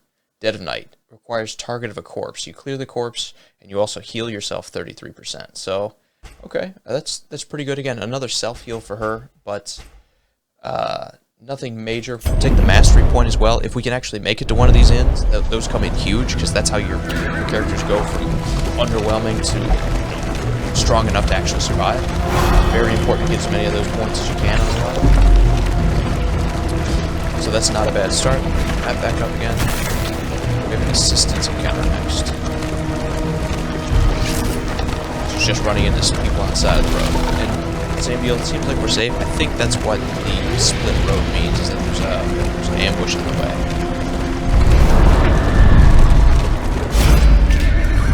Let's see what they want. He wants to give up some money, and we can get some torch, some food, and some treasure as well. Bonnie wants to give up a lot of our torch, just spending time with them, and we can get a trinket as well if we do that. And then Audrey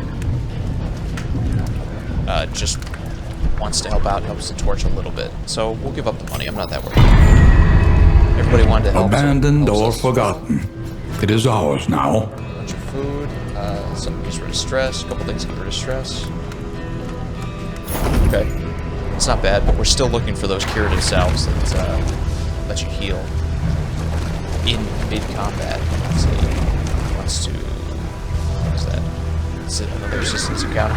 We'll do that again, because we need some more items. We're going to take that path, especially because it's safe.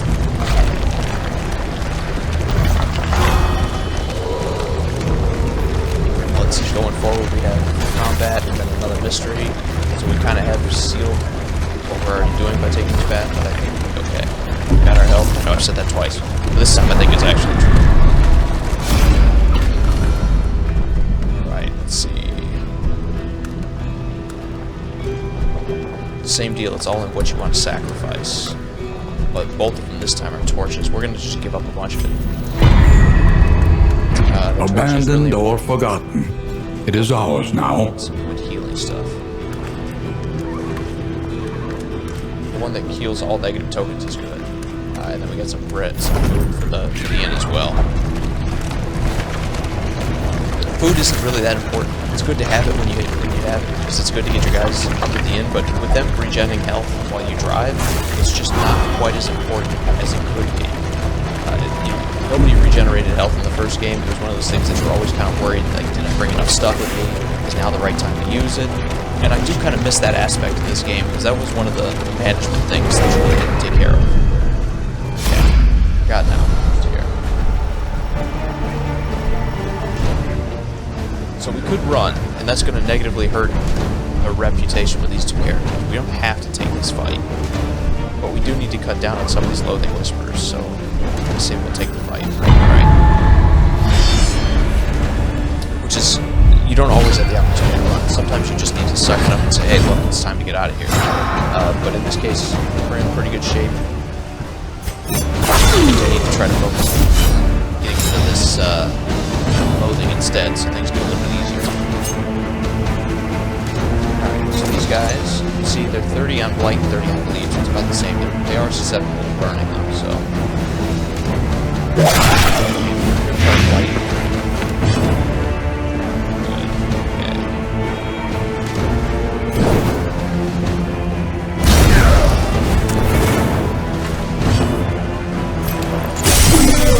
What we need to do is we need to start focusing on characters and trying to spread the attacks now.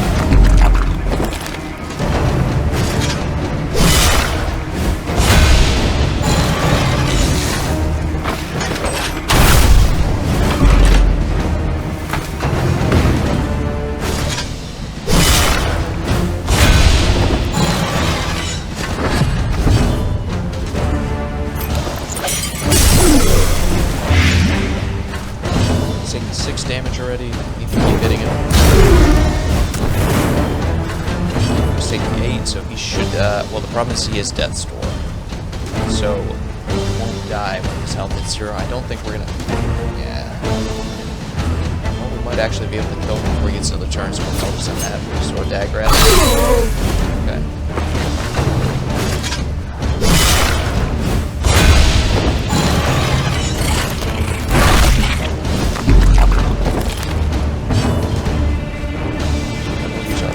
Shot just because we got it. Well, actually, we'll use our weakness. That way, hopefully, he dies to damage over time. This turn, he doesn't use his turn.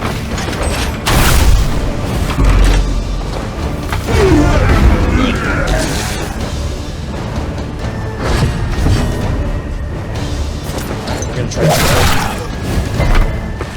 put dice on that. Use our point blank shot just because we got it. Let's take aim. I didn't put blank shot on.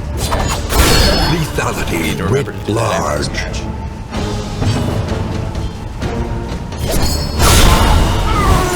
Another impediment, cleared with impunity.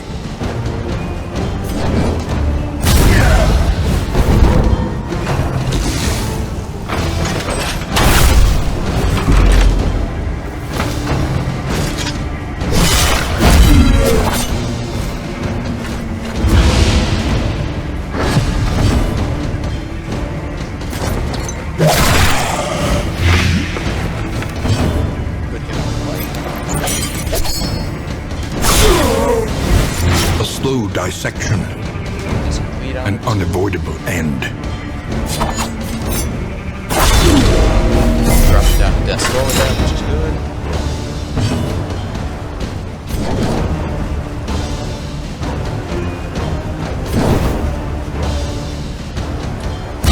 Just attack with these. Clear the corpse out here really quick. That will bring Archer out of range. And now, the greatest test of all. I was gonna say, I didn't realize the Plague Doctrine was as low as it was. And that's kind of the problem with this team setup. Kind of fragile. A lot of versatility. Not a lot of help to go around. Characters, so you need to be careful. Suffering strengthens the bond. Experience, Mastery however points painful, is the greatest teacher of all. That's a good item for the inn. And then we have a move token. Or a move item that protects us. The loathing festers.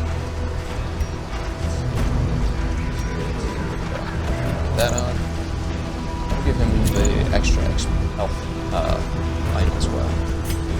Back to business. Stun doesn't really help too much. We're just putting those on because something is better than nothing. Put that on for now. Keep moving here. Our next spot is a set of supplies, which is good. And then I think we have to contend with an ambush after that, so hopefully Celsius is able to recover before the ambush hits us. You can see he's going to give a couple points every couple of days or so.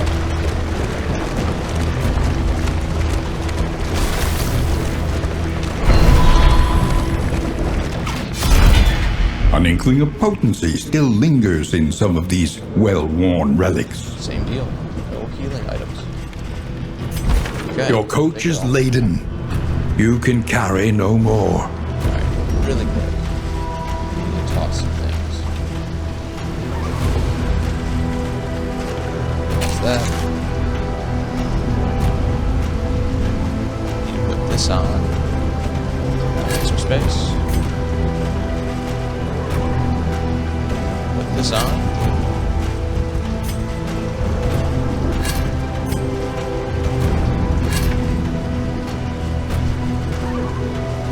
And that should get us where we need to be.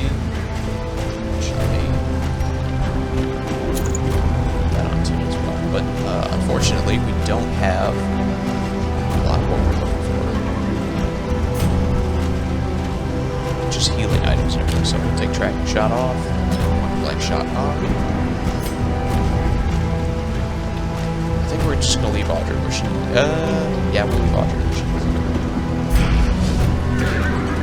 Okay.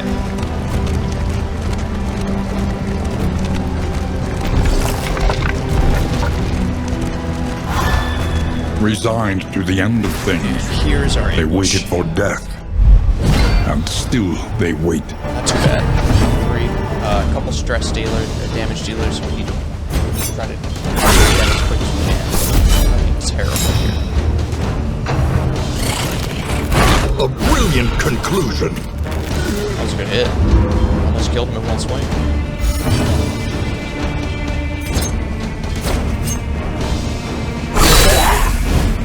Should have done poison instead. Good job on the post. I guess it didn't matter whether I did poison or not. Should check them out. Yeah, see, they've got a little bit better flight defense than they do bleed. The burns. Not perfect either. Okay. I don't normally we like clearing it out, but again, we're trying to focus on the important ones here. Which are the ones that do all the stress damages. Things go off the rails and everyone starts yelling at each other. I know we haven't really lived long enough to show that, but we get to see that coming up, hopefully with this rule. Perfect. Animus grows in See, this is what I'm proportion talking to about. mounting pressure. There's no reason that should have triggered a negative effect, at least in my opinion. There's nothing about this character that suggests, you know, it says lazy or whatever, but there's nothing about the character that suggests a reason why they have a problem not sharing abilities.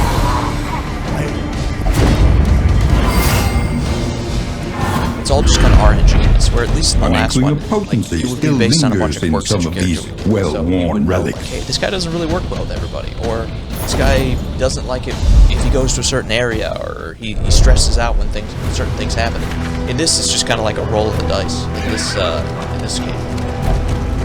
And as much as I do like the variance that comes with a lot of these runs in this game, it's still a problem. Like, it still kind of breaks a lot of your runs for no particular reason, as opposed to you making the wrong decision. It's like something bad just happened to you. The lost battalion shambles on.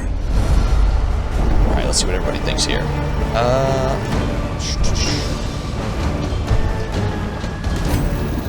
I think, I'm not sure what the +1 there is. I'm not sure what that something was. Let's see what it is. I haven't seen it yet. Oh, it's stealth. What are they going to do if they can't attack?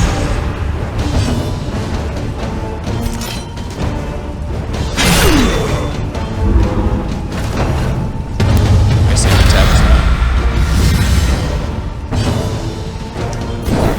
So, focus on the big guy first, because I feel like, and because he's in a spot where pretty much every character is going to be decent.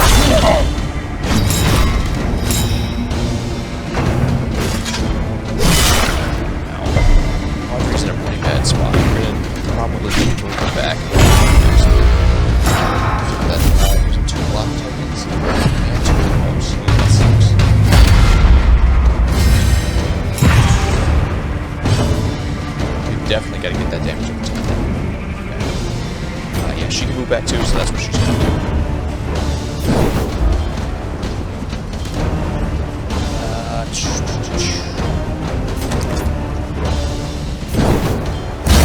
Decapitate him because he has the taunt.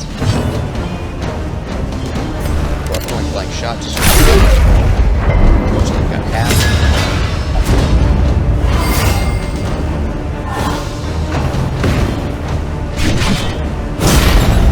Okay, 6 isn't bad. I was expecting that to be a lot higher.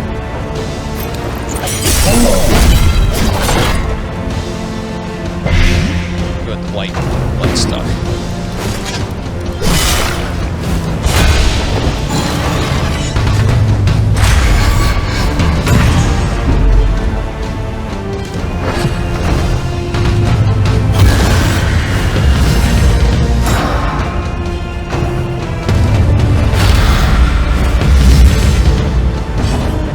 Okay, so he's buffed the heck out of those guys.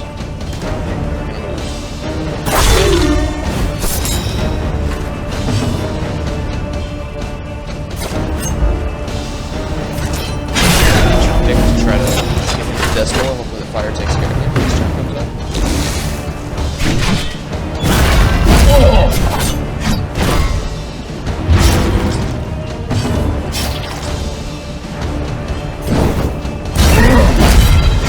We're trying to just hit the fire. It works. Try to heal. So we don't lose anybody. Takes care of business.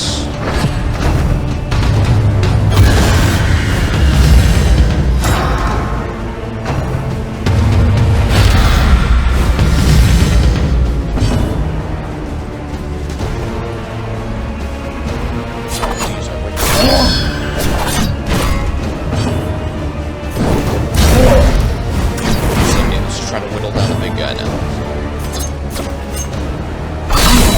Got him dead. Time finishes him. And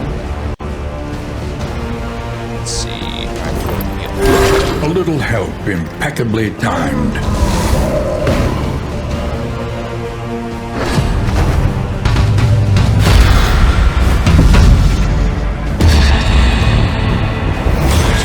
Meltdown, which hurt our reputation with everybody, but that's okay. Experience, however painful, That is is what the we're greatest looking for. teacher of all. It's an item you can put on your character where it doesn't take a turn to use a pretty decent heal with it. So, massive kind of pickup for us there.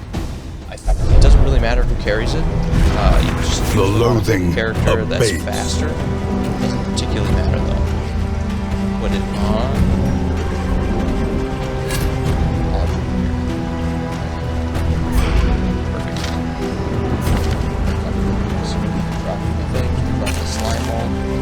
All it does is kind of mess up your character, that. We have some bandages to it.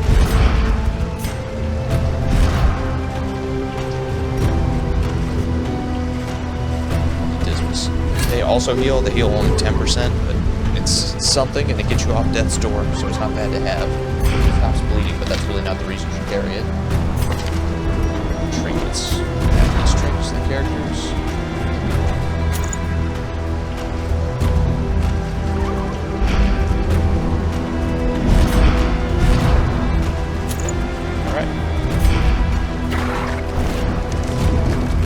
Back. So we have a hospital here. I think we're gonna go to the hospital next. The destination's never in question. Only the route you take to get there. Do that. Okay. So hopefully that just means we have one more fight. Most people want to go to the hospital anyway. We should.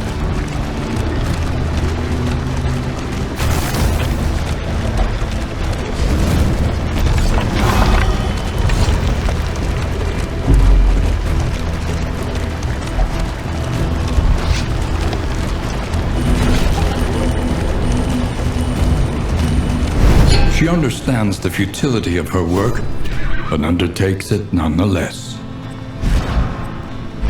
Alright, so definitely gonna spend a little bit to heal. Healer. I think everybody else we're gonna let it go, because as we travel, Bonnie's health will kind of regen on its own. Next, Let's see if we have any terrible quirks.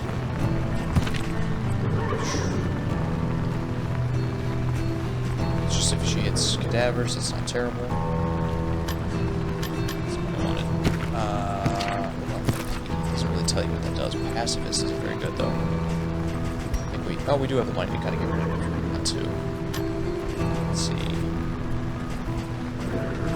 Just looking for more healing items here. I guess we're going to take bandages instead. And then you can see we also have a second currency that we can pay for. None of it's particularly good anyway, so we'll let that go. Another spot for it, that's why it's...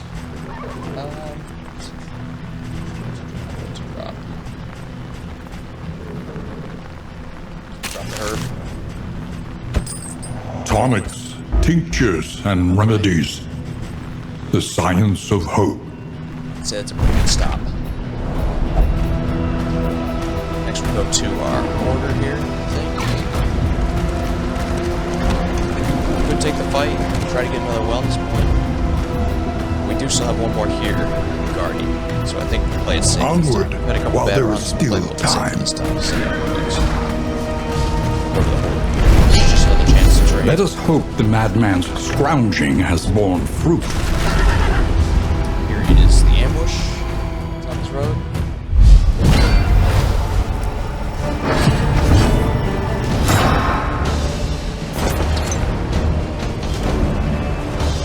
Try to poison. These guys are really good at resisting it. That damage over time is really what makes her special. It's her best option. Just doing a little bit more damage with the knives, but then only hitting them once. So we'll stick where we're at.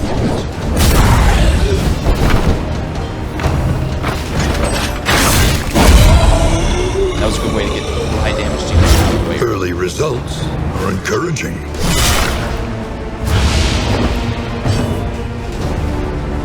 Let's see.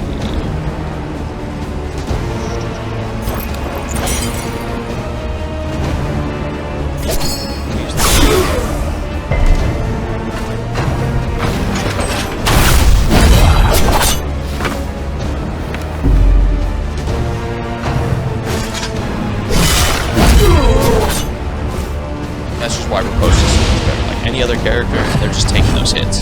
Like there's so much more health on the board using characters that can't Riposte.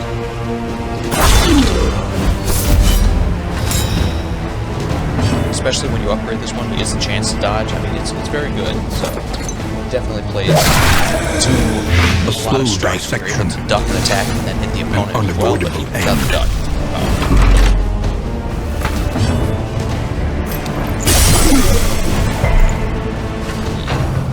See, these guys are really good at avoiding blight on them, so they're very difficult for that to stick.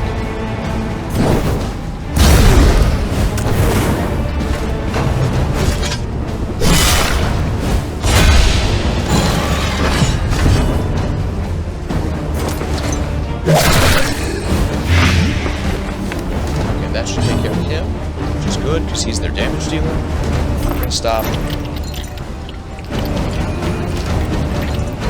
So we've got turns before he goes. We're going to use the other.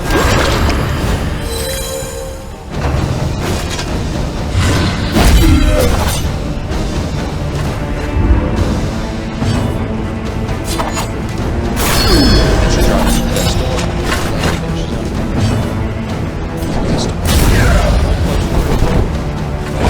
The smallest variable can make all the difference. It's nice when it all comes together like that, isn't it? Fire damage.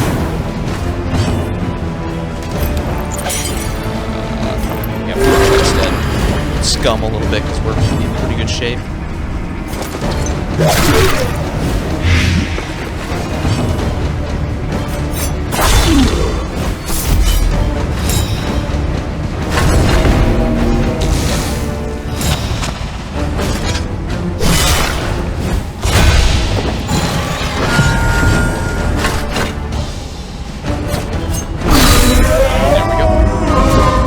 Grows Good win. in Good that we got proportion through to it for the mounting round, pressure. because now we get a bigger reward for it, and you get a mastery point.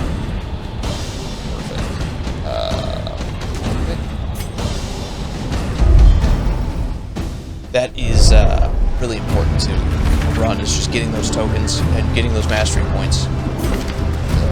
Drop something as well. I think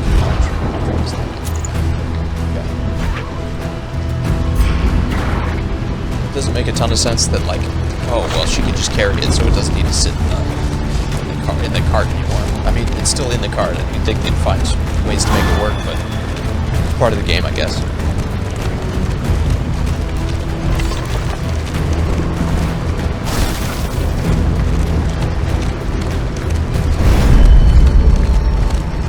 Here's our trader. We're just going to check with him real quick, see if he's got anything. Yeah, see, burn self doesn't heal you. This reignites the torch, which is a good item, but we don't have a spawn right now, so I think we're just going to let it be. All the rest of this isn't super impressive here. Yeah.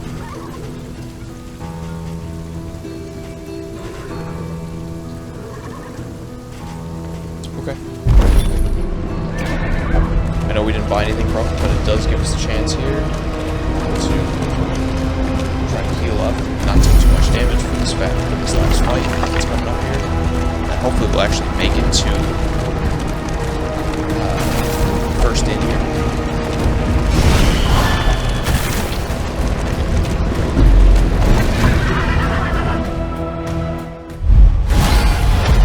Here is our leading path.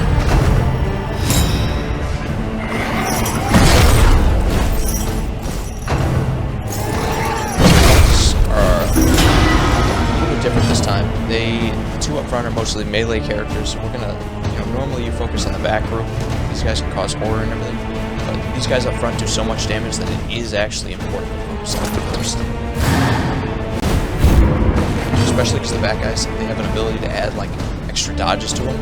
You really don't want to let these guys just put the work in on you by the time it would take you to clear out the back row, so we're gonna focus on the front. Try to deal with the damage dealers first. Once you get these guys out of the way, these guys out of position don't really do much.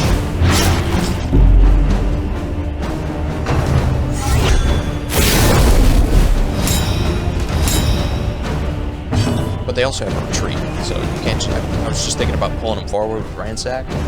But they also have a retreating move, so again, it doesn't really help us clear out the big guys.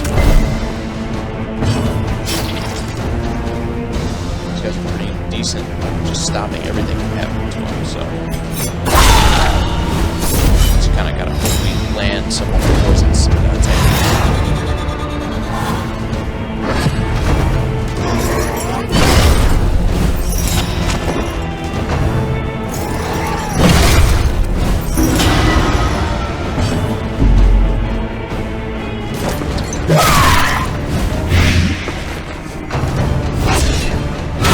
Steady yourself. The slow suffering begins. You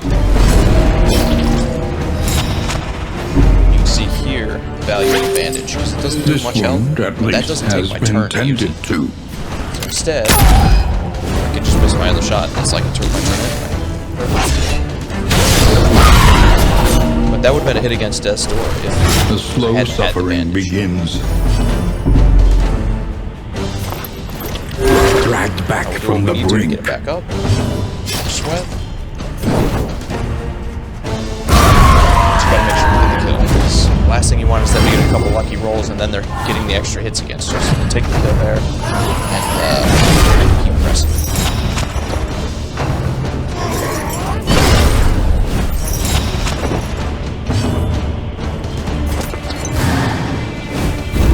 Just have terrible rolls here.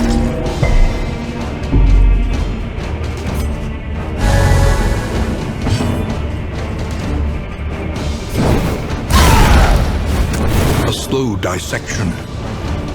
An unavoidable end. Still leaning on that riposte, even though this doesn't have a lot of health left. Ooh, took a kill. Let us hope they find peace. Alright. Not the end of the world, though. This. Does some more damage the next time it comes around. While death isn't good, we haven't really upgraded that character yet. Not at the end of the world. And if we can make it to the end, which is right after this encounter, can add get a random character to our roster. So that's not good, but it's not as bad as it could be.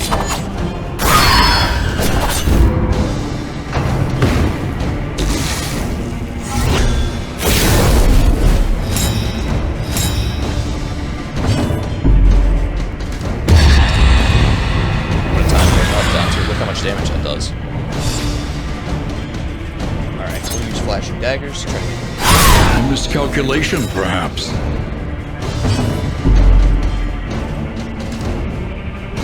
We're gonna use it.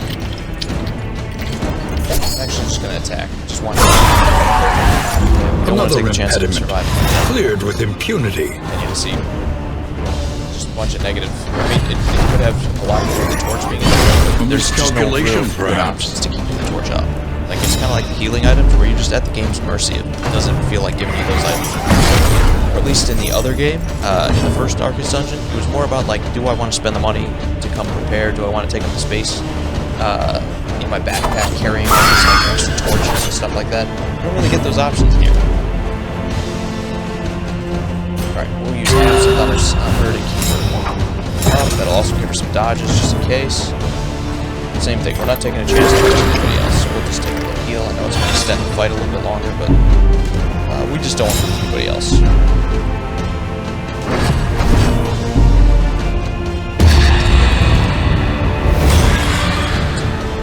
Perfect time for another meltdown. It's also going to, like, mess up both of his relationships. Each covets and you what can the kind of other see what I'm has, talking about with just, like, the negative spiral that comes with this. it. This is just the first real mission. I think it takes 5 to get to the end, so it's just too much of a negative spiral still, and I'm sure they'll patch it. I'm sure it's something that they'll find a better balance for where it's at. At least right now, they don't give you a ton of options, at least to... Like, it should be about decisions. It should be, did you make the right decisions? Did you make the right game? There has not really been a choice that I've had to raise the torch that much. At least in my opinion. Something that maybe I need to change my gameplay up. Maybe I need to focus on going towards different encounters or something like that. But for the most part, even if it's not like we've given up much torch either. We've just had to ride the road to where we're at.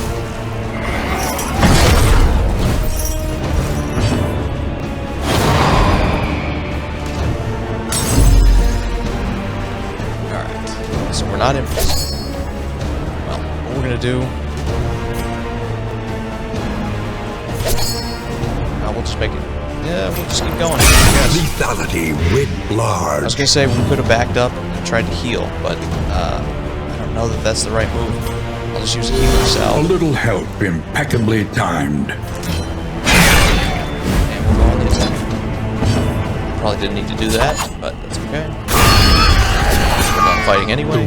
These guys don't get a death blow, so his turn comes up next. He should be dead anyway. Try this just in case. But we weren't low enough for that to heal. The smallest variable can make all the difference. So you got plus 40 flame, but we're done fighting now, so it doesn't really make a whole lot of difference.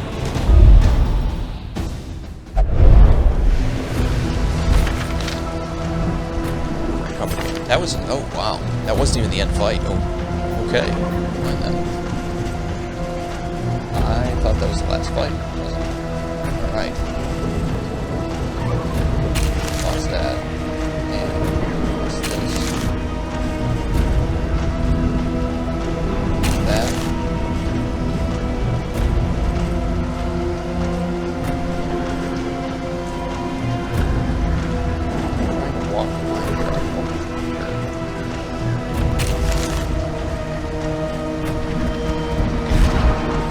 Here too to make sure that we got back in there. Fly.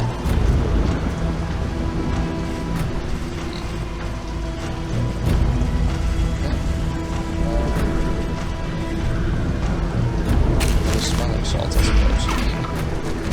I didn't realize there was a random encounter. I thought that was the last piece. That changes things. We're gonna be in some trouble with just 3 characters. I probably would have tried to scum more if I would have known. Let's see, they want to give up a little bit of money for basically everything, which is nice. He just wants to leave. is she wants to give up Torch. With basically the same thing, but yeah, I'm gonna give up on the Torch. In crisis, no gain is We're at insignificant. 70 Torch now, and we're over encumbered with all this stuff. Your coach is laden. You can carry no more. Okay.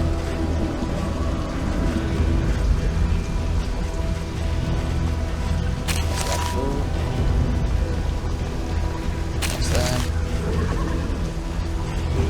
Those stress items. Oh, I should have kept that. That was bad. That was bad. So that item you can put on, and actually it acts as a separate attack, which is powerful when you think about it. It's basically an extra turn to attack. Just get, so not good that we toss that.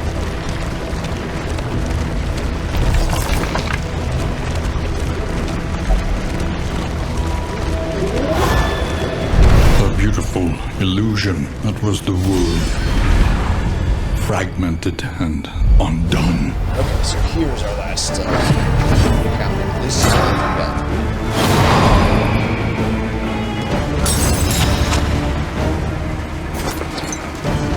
He's strong against blight. First we use, I'll save the Phoenix out for when we actually need it. A slow dissection. An unavoidable end. Same here, we're just gonna try to fight it. Perfect.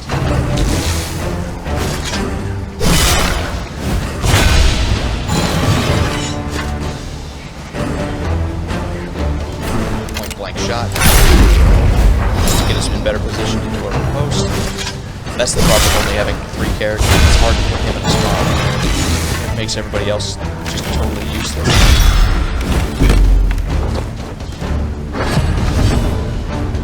Alright.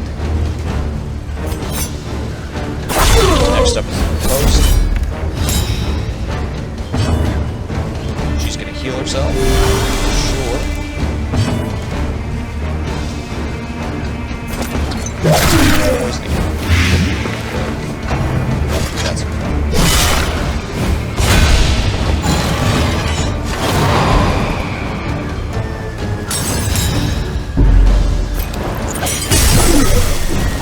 That's less good that we didn't get that one.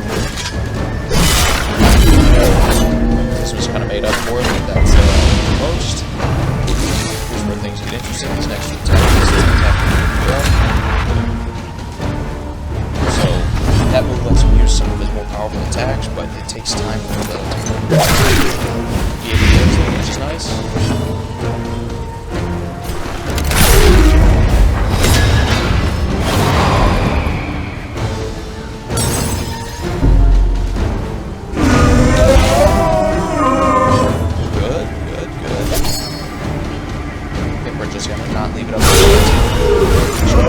One less obstacle. Yeah, see, they're in just our getting upset path. with each other for no reason. We have 64. We're not seeing And any now, positive stuff. the greatest test of all. Okay, she's in some trouble here. I need to push healer back so that she uses healing attack. His healing ability.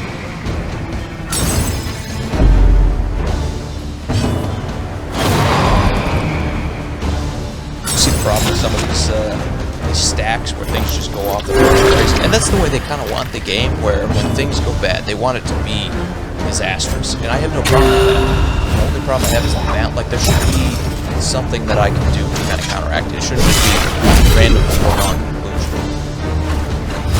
But it's okay. I know I'm complaining about it. I know this game's still in early access. I know this is still the first iteration of it. I'm sure they'll turn it around. But for now, that's been my big gripe.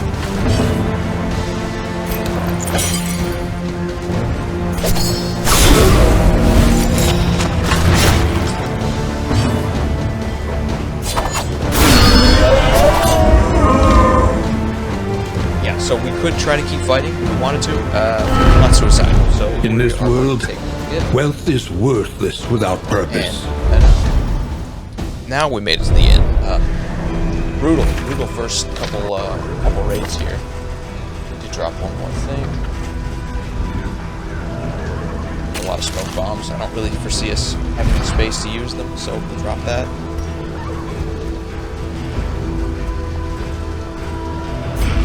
Okay. Now should be smooth sailing back to the end. Should recover a little bit of health here. I don't think anything can kill us. You can't stress your way to death in this game like you could in the last one, so should be alright. We'll just ride our way up to the end. Whew. I didn't think we were going to make it there for a minute. When I saw we had that last thing, I was like, that might be the end of the road, but we at least pulled it off this time. Hey guys, thanks for watching my playthrough of the Darkest Dungeon 2. It's been a bloody first day. If you like... Hey guys, thanks for watching my playthrough of the Darkest Dungeon 2. It's been a bloody first day. Let me tell you, I'm going to stick with it. That's just part of the Darkest Dungeon. There's going to be blood, there's going to be failure. You just got to power through it. I appreciate you sticking with me. If you like this kind of content, you like the Darkest Dungeon, make sure you hit the subscribe button because I'm going to be playing a lot of it coming up here. I'm going to talk about some of the classes, some of my thoughts about it, and we'll just kind of explore the game together. So, until next time, I've been FTA Reaper. Thanks so much. I'll talk to you again soon.